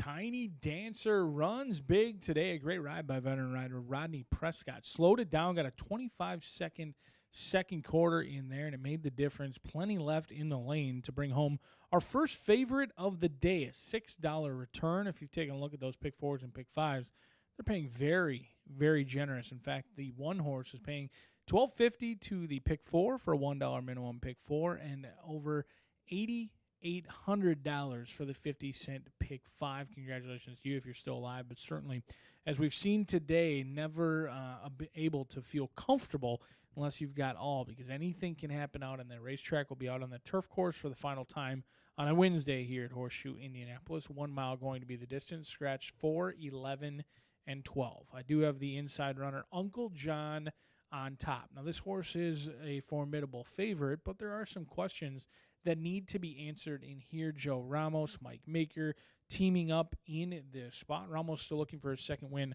on the turf course this season. The Jockey Trader combinations winning at 24%, but maybe even more impressive than that high win percentage is the return on investment, almost 2-to-1 every time you're betting Joe Ramos and Mike Maker. So certainly some long shots along the way. However, Uncle John will not be one of those. However, I've always thought if you win last time out for a higher claiming price and return for a lower claiming price, you have to wonder what's going on. This is a horse who was a photo finish away back in March of winning at the $25,000 claiming level.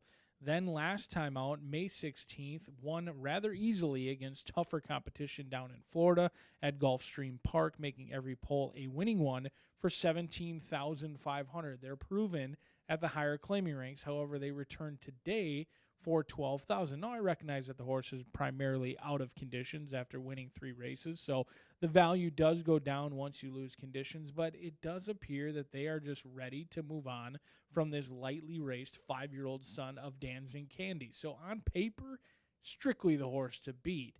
Absolutely looks like the horse to beat. Has tactical speed, doesn't necessarily need the lead, has won from off the pace over at Santa Anita, going down the hill at 6.5 furlongs. Is battle tested around 2 turns, won last time out at this mile distance at Gulfstream Park. So there's a lot to like. However, it just keeps me from falling in love that they continuously drop in class. At some point, we are going to see why they're ready to get rid of Uncle John in here. But we'll see if Uncle John makes the others cry uncle in here at 4-5. But the horse to bet, who I'm hoping stays right around that 3-1 or 9-2 morning line, is Nip and Tuck. This is a horse who ran huge last time out. This 7-year-old put in a big effort. Now, he does have 16 second and third place finishes to his name. He's certainly a horse who runs very well, but doesn't always get the job done. And last time out was kind of that angle. He went off at 4-5. He was absolutely rolling late. He was flying late. However, Hydro Frost, just to his inside, was gone. They had already waved the white flag. Hydro Frost and Evan Roman were already gone. Nip and Tuck ended up losing a photo finish that day, ran a huge race, but he really didn't have any trouble. He was allowed to settle in last. He got out. He was clear of space. I didn't see any significant issues that really cost him the win that day.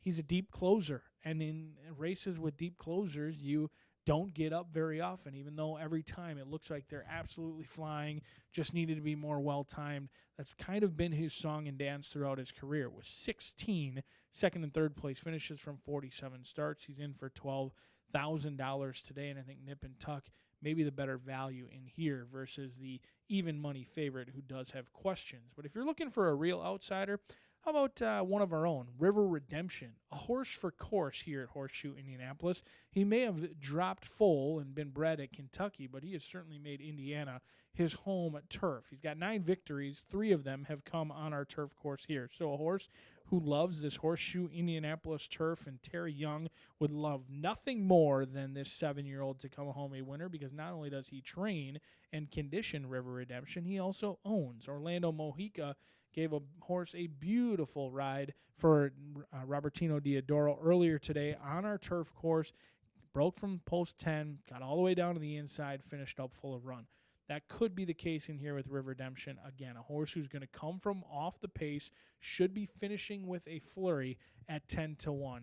The even money runner on the inside, strictly the horse to beat, but there is question marks that need to be answered.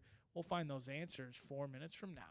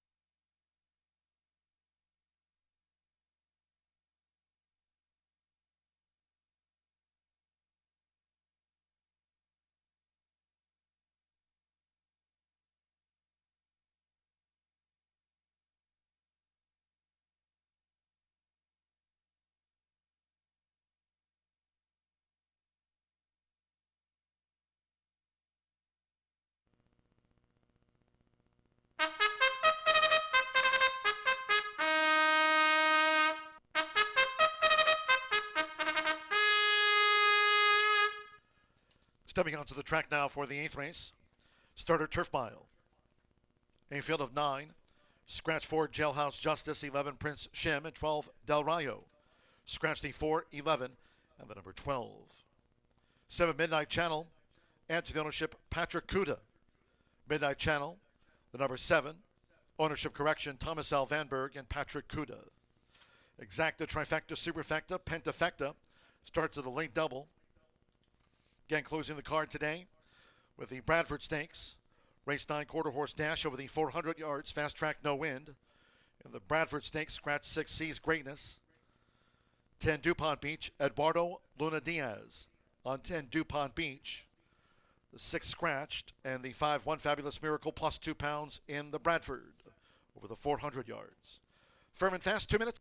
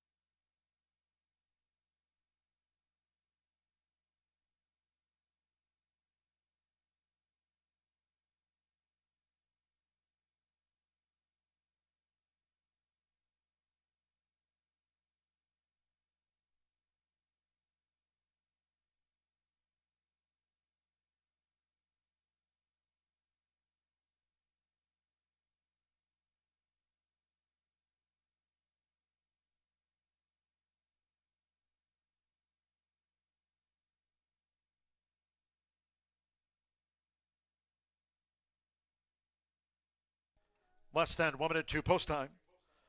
Less than 1 minute.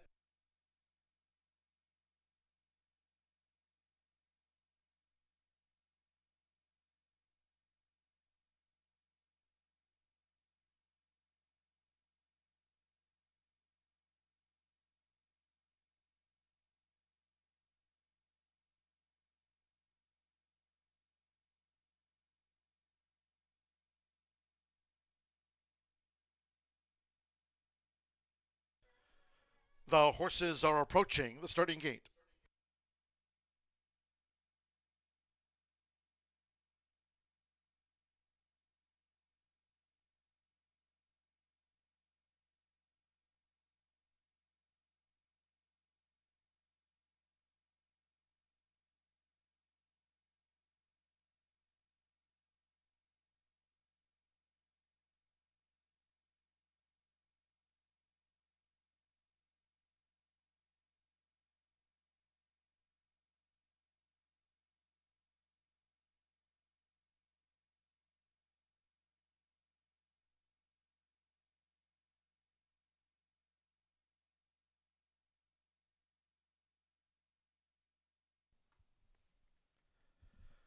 The horses have reached the starting gate. It is now post time. Joe Ramos, Uncle John first in. Manny Escobar with Nip and Tuck. Joins Uncle John. Even money on Uncle John. Over the mile. Marcelino Pedrosa Jr. with Out to the Clouds in the pink. Adam Biscuits at Midnight Channel. Sando Sanjor. Major Wager. An 11-time winner. Major Wager going in. Joins the cast here for this starter turf mile. Simmer Bermudez with Nacho Chrome. Evan Roman, Hydro Frost the Gray coming up. Luis Contreras with Elevated Game. Over the mile, one more. River Redemption. 8-1 would be a hat trick of wins on the card for Orlando Mexica. They're in the gate. They're off. Hydro Frost broke last. Uncle John sharply away. Nip and Tuck is right there with a red cap, along with, on the outside, Elevated Game. Nacho Chrome is also prominent and now settles as they make their way toward the first turn. With Joe Ramos on the rail, it's Uncle John. Uncle John into the first turn from a close-up Nip and Tuck and Elevated Game, with Nacho Chrome running in fourth. Toward the inside is Midnight Channel, who's a ground-saving fifth. As these leaders go to the back of the course, River Redemption of the green cap is next in sixth. After breaking a beat slow, Hydro Frost running in seventh. Then toward the inside, the veteran Major Wager in his 50th career start, running second to last and Out of the Clouds trails. The opening quarter, 23.25 seconds. Uncle John leads the turf mile. It's Uncle John dictating terms, 3/4 length to a close-up Elevated Game. Length and a half to Nip and Tuck, who's running in third by 2. Nacho Chrome, Hydro Frost starts a bid. Hydro Frost, that gray, is streaking up on the far outside with a gain. 3 furlongs to go. Then, nearest the inside, Midnight Channel, who's joined on the outside by River Redemption. Major Wager remains second to last, and Out of the Clouds still trails them in ninth. Half mile, 46.79. Uncle John. Uncle John has been doing this nicely out in front for Joe Ramos at the quarter pole. Hydro Frost continues to gain. Elevated Game straightens away in third. River Redemption in fourth. Nip and Tuck in fifth. Nacho Chrome is sixth. Major Wager, Midnight Channels drop back through the field, and finally Out to the Clouds. 3/4 in 1 minute, 10.05 seconds with Joe Ramos. Uncle John. Uncle John leads by 4 from Elevated Game, Nip and Tuck, Hydro Frost, and then River Redemption and Nacho Chrome. It's Uncle John. Uncle John, wire to wire, 1 by 6. Second photo, River Redemption with Elevated Game close. Followed home by Nip and Tuck with Nacho Chrome and Hydro Frost.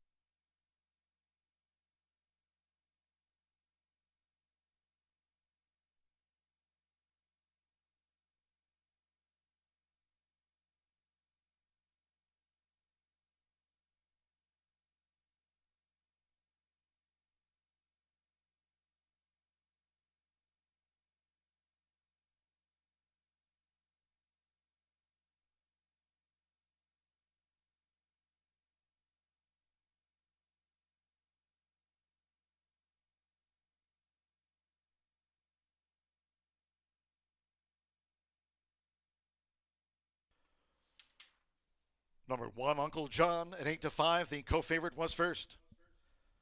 Second, photo. Here it is. Uncle John, wire to wire, close. Nip and Tuck back and forth. Hydro Frost and Nacho Chrome stand by for the second, third from the judges. That's a photo. Uncle John, Joe Ramos here for Mike Maker, JDT Racing. It's Uncle John at 8-5 home in the turf.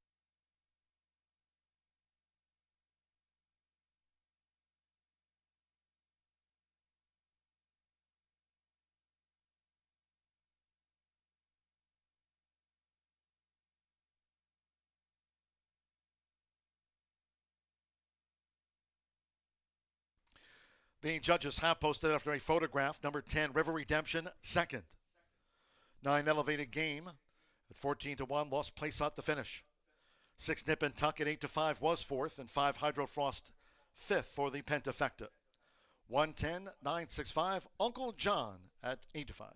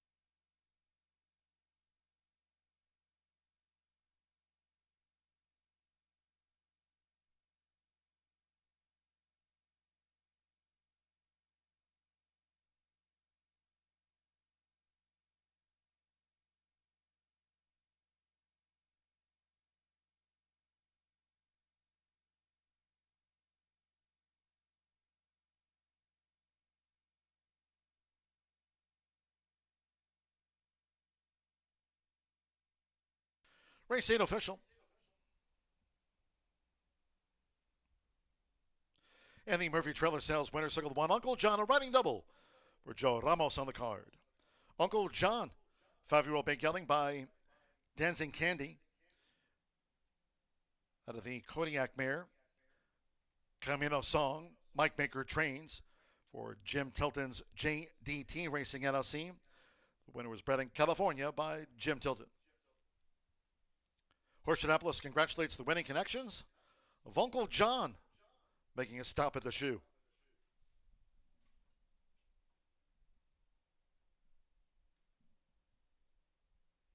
The 110 exacta paid $37 even. 50-cent trifecta, $110.9, $120.20. 8-1 turf double, $15.40. The $1 late pick 4 presented by Itoba paid $1,200 and then some. Nip and Tuck was fourth, 10-cent superfecta, $62.90. Full results, pick 3, $66.20. That $1 late pick 4, $1,250.20 on 404. 50-cent late pick 5, low 11.99% takeout, paid $8,830.15. And the dime pentafecta, $216.80. Hydrofrost ran fifth. 133.26 on a course that was rated firm here later in the day. One more to go. Race 9, 17 minutes away. Closing the card with a good one, the Bradford Stakes. And in the Bradford Stakes, scratch the 6, Sees Greatness, scratch the 6. 10 DuPont Beach, the jockey Eduardo Luna Diaz on 10 DuPont Beach. 5-1 Fabulous Miracle, it's 2 over. Exacta Trifecta Superfecta, 10-cent quarter horse Pentafecta. Post time, as advertised, at 6:15.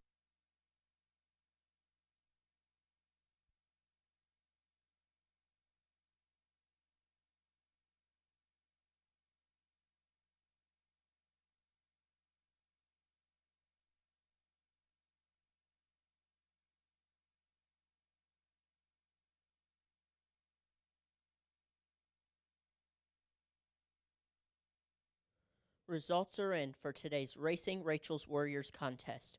Congratulations to Mary Combs and Diana Cheney in first place with a tie, and in third place we had Larry Ott.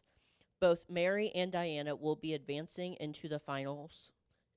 Thank you for being here at Horseshoe Indianapolis, and thank you.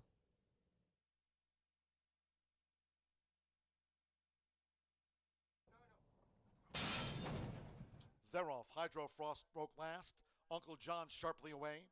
Nip and Tuck is right there with a red cap, along with, on the outside, Elevated Game. Nacho Chrome is also prominent and now settles as they make their way toward the first turn with Joe Ramos and the rail. It's Uncle John. Uncle John into the first turn from a close-up. Nip and Tuck and Elevated Game with Nacho Chrome running in fourth.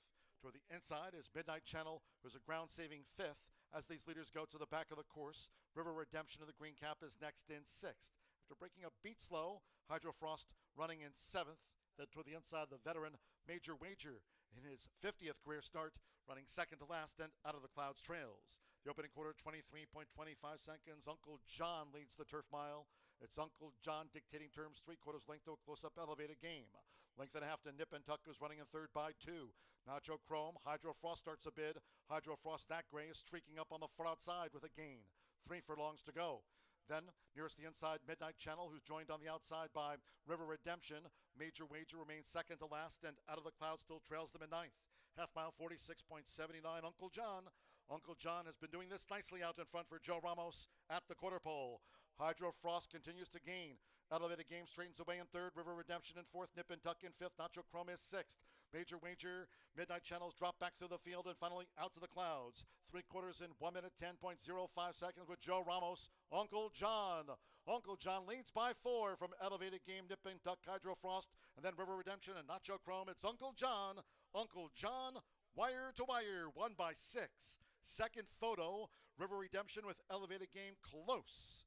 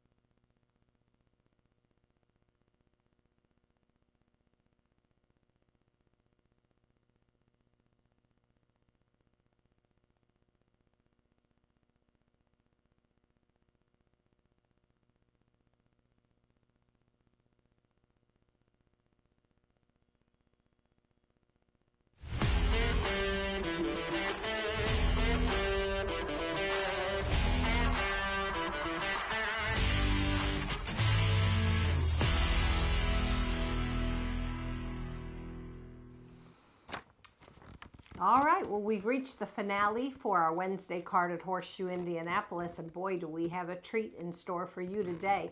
The running of the 50,000 Bradford Stakes, 400 yards for 3-year-olds and up. We've got some champion mares, some stakes winning geldings, all kinds of stuff going on in this last race. And a field of 9 with the scratch of number 6 Sees Greatness. Their combined earnings in this group is over $1.1 million. I mean, it's just an exciting, extraordinary group of horses. I think you're going to enjoy every second. All right, well, let's go to the paddock and take a look. I'm going to begin with number 7, and that's Tatcha's Secret.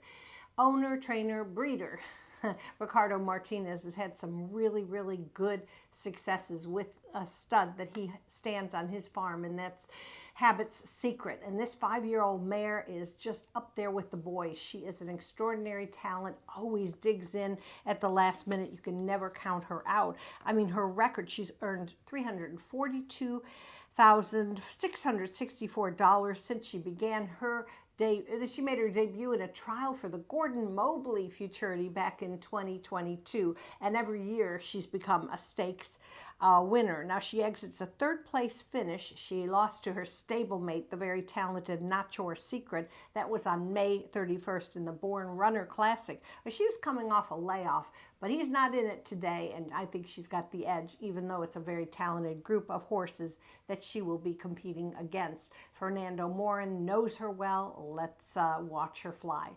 All right, next up for me is going to be number 2. Now, and that's Relentlessly Special. Ooh, he's a really, really incredible horse trained by Tony Cunningham, and he's had his share of successes here, including a victory, I think it was last year in the Governor's Stakes. He's a very powerful and explosive runner, and he's going to break from a son of He's Relentless. He'll break from the 2-hole today. It's kind of a cool story because Tony's wife, Lisa, she can really spot some good horses, and she was the one that picked him out at the 2022 Heritage Place September yearling sale. And he's a 2-time stakes winner, a 2nd highest in the field with earnings of over $200,000. And he prepped for this with an allowance victory back in March at Sandy Ridge at the Red Mile. It's really tricky. He's got to get a good break because he's a big, powerful, fast runner. Not maybe the most explosive breaker, but boy, watch him fly. He's amazing as well. All right, let's go next to number 9, and that's going to be It's a Ruidoso Wedding, one of 2 horses trained by Claudio Barazza, who has been pretty much on fire over the last, well, he's been good all meet, but really had some great wins over the last 10 days or so, especially in preparation for our stakes coming up on our all-quarter horse day. He's got qualifiers in each one. It's a Ruidoso Wedding does not have the stakes credentials of my top 2, but it's a Utah-bred filly. She's been a speed demon. I hate to say it that way, but I can't help it. In her 4-year-old campaign, she just really, really has been peaking. Now, she hasn't won at 400 yards yet, but the way she kind of covers ground and the way she, kind of keeps accelerating, it, to me, points out clearly that she can get 400 yards. Edgar Diaz, who rides for Barazza, had his choice of 2 of these horses and opted for It's a Ruidoso Wedding, and I think he made the right call. She's a mare who will break from post position 9, and she's going to be very much in the thick of things. And then we're going to round up my top 4 with Sherry Miller's homebred, very, very talented gelding by the name of DuPont Beach.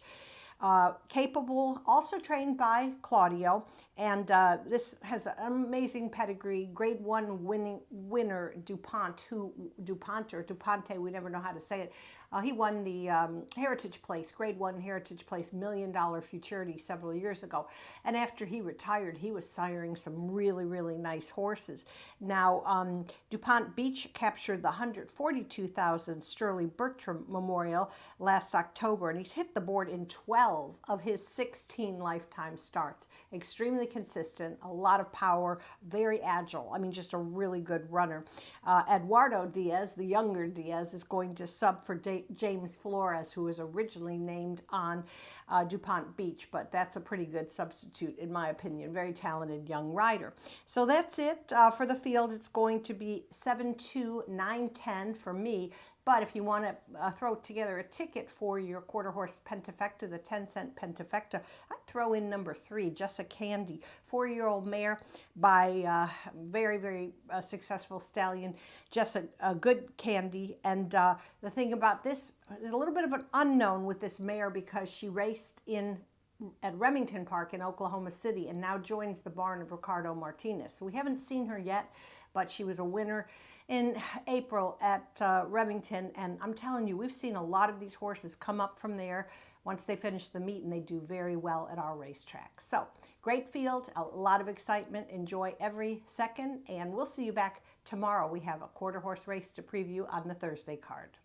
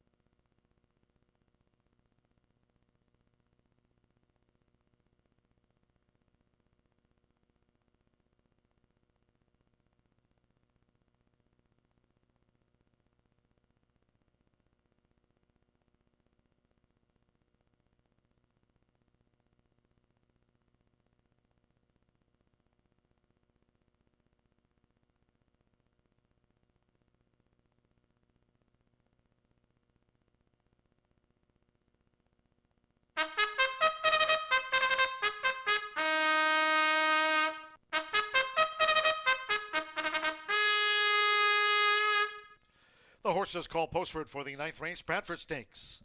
To close out the card over the 400 yards, fast track. A field of 9, scratch 6 sees greatness. Scratch the 6, 10 DuPont Beach, Eduardo Luna Diaz on 10 DuPont Beach. Here's the field parading for the Bradford Stakes. 1 is Lethal Fast Cash. Isidro Benavides riding for Tony Cunningham and owner William F. Collins. Number 2, Relentlessly Special with Danny Martinez. Tony Cunningham trains this 6-time winner, owned by Lisa Cunningham. Number 3, she's Jessa Candymaker. Martin Munoz riding, owned and trained now by Ricardo Martinez. 4, HG Favorite Energy, going here in the Bradford with Francisco Quintero riding for Tony Cunningham and Lisa Cunningham. Number 5, One Fabulous Miracle. Picks up the services of Rolando Pena riding for Tim Eggleston and owner Don Kendricks. Scratch the 6. 7, Tacha's Secret. Fernando Morin riding for Ricardo Martinez and Duke Racing LLC of Chris Duke and others. She's a 9-time winner. Number 8, Full Boogie with Eric Esqueda riding, trained by Gustavo Almanza Jr. for LC Racing LLC. Here's the 9. It's a Rio Dosa wedding. Edgar Diaz riding for Claudio Barraza and owner Francisco Javier Rodriguez. Number 10, DuPont Beach, the 4-time winner, ridden by Eduardo Luna Diaz, trained by Claudia Barraza for Indiana breeder and owner Sherry Miller. The field for the Bradford Stakes, the 2025 Exacta Trifecta Superfecta, and the 10-cent quarter horse Pentafecta. The Bradford Stakes, soon off.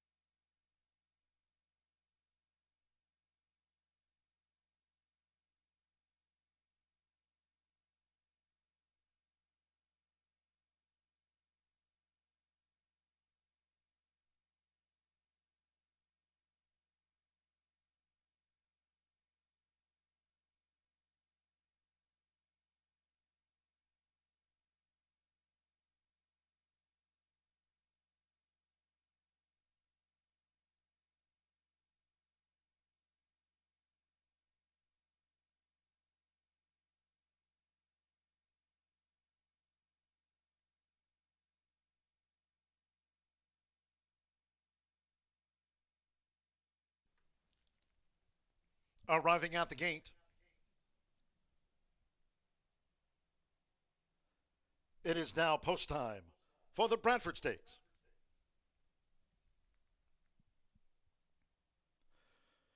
They're going in.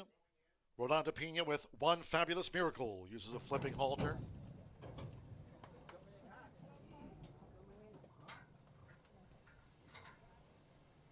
Lethal Fast Cash.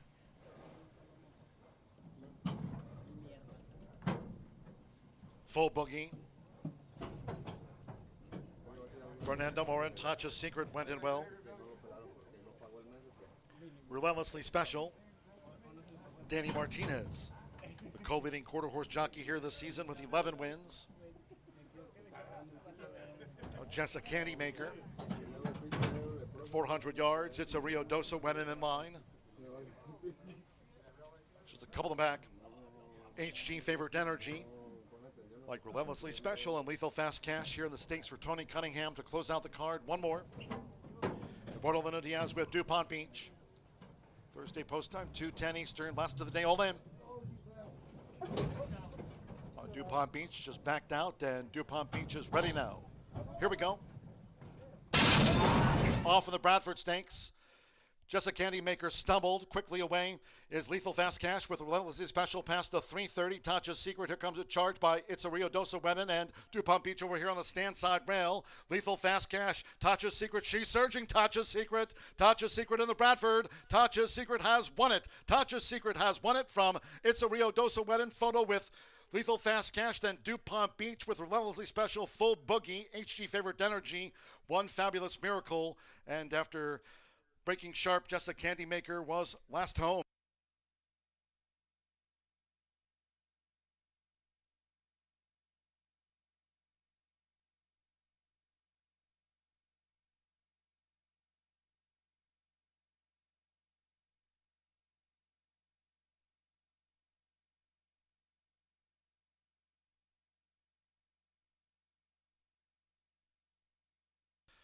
Seven Tatcha's Secret at 8-5 was first. The judges will examine the photograph before posting the balance in the Bradford.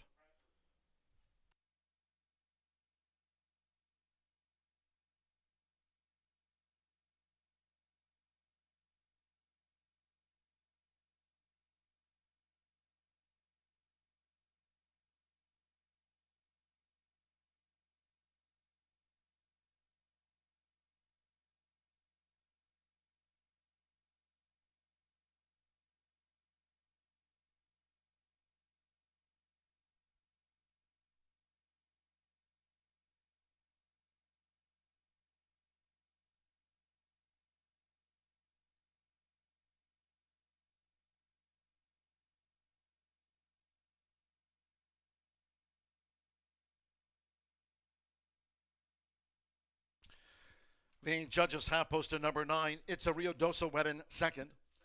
1 Lethal Fast Cash, third. 10 DuPont Beach was fourth, and 8 Full Boogie, fifth.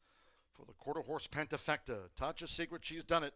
Fernando Morin for Ricardo Martinez, a Duke Racing victory. A 10-time winner, Tatcha's Secret at 19.863 seconds.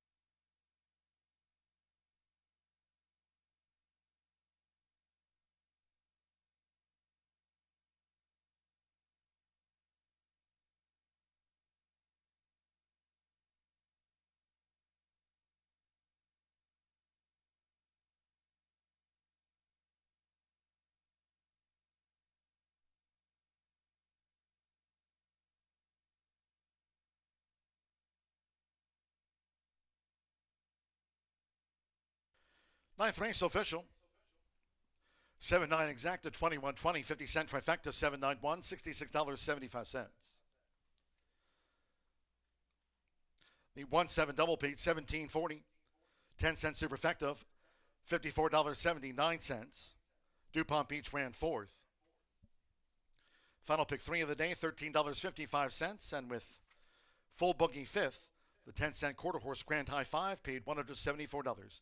And the Murphy Trailer Sales winner circle the 7, Tatcha's Secret, with Fernando Morin.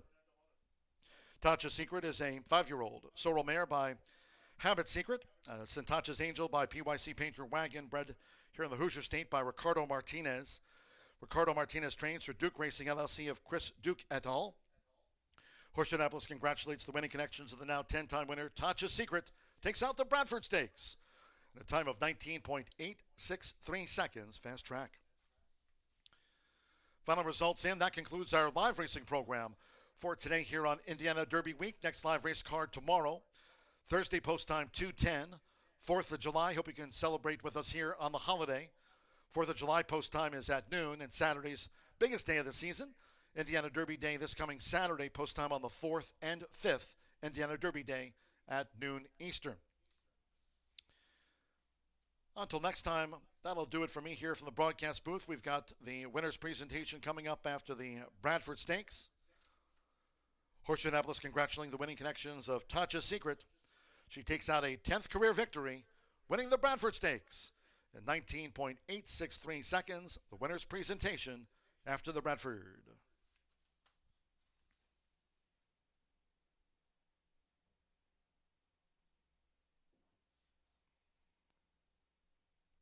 Horseshoe Indianapolis Casino open 24/7, but stay tuned. Coming up next from the Murphy Trailer Sales Winner's Circle, checking in with Tatcha's Secrets Connection after the Bradford Stakes. Racing Rachel with the post-race show. Next.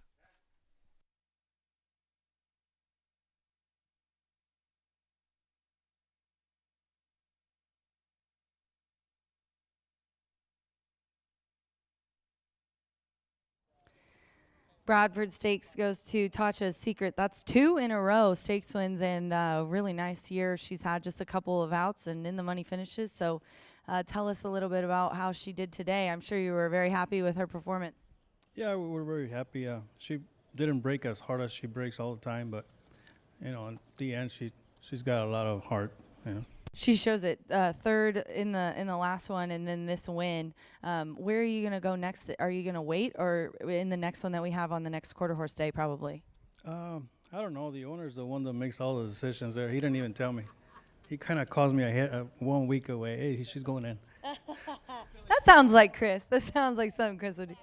Phillies and Mares race, the classic. Okay, so that's why they're gonna put her. Congratulations, Ricardo. You do such a great job with her. Thank you. Tatcha's Secret wins the Bradford for Fernando Morin up, the boss, Chris Duke, owner, et al., and Ricardo Martinez, the trainer. This is the end of today's races. Don't forget, you guys, we're going to be back tomorrow, then Friday and Saturday, noon post. But tomorrow we'll see you at 2:10. Good night.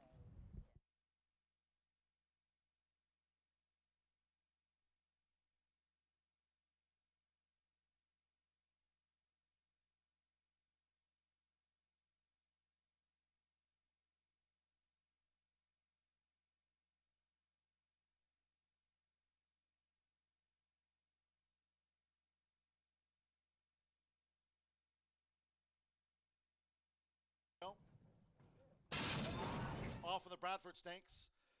Jessica Candymaker stumbled quickly away. Is Lethal Fast Cash with Relentlessly Special past the 3:30. Tatcha's Secret. Here comes a charge by It's a Rio Dosa Weddin and DuPont Beach over here on the stand side rail. Lethal Fast Cash. Tatcha's Secret. She's surging. Tatcha's Secret. Tatcha's Secret in the Bradford. Tatcha's Secret has won it. Tatcha's Secret has won it from It's a Rio Dosa Weddin. Photo with Lethal.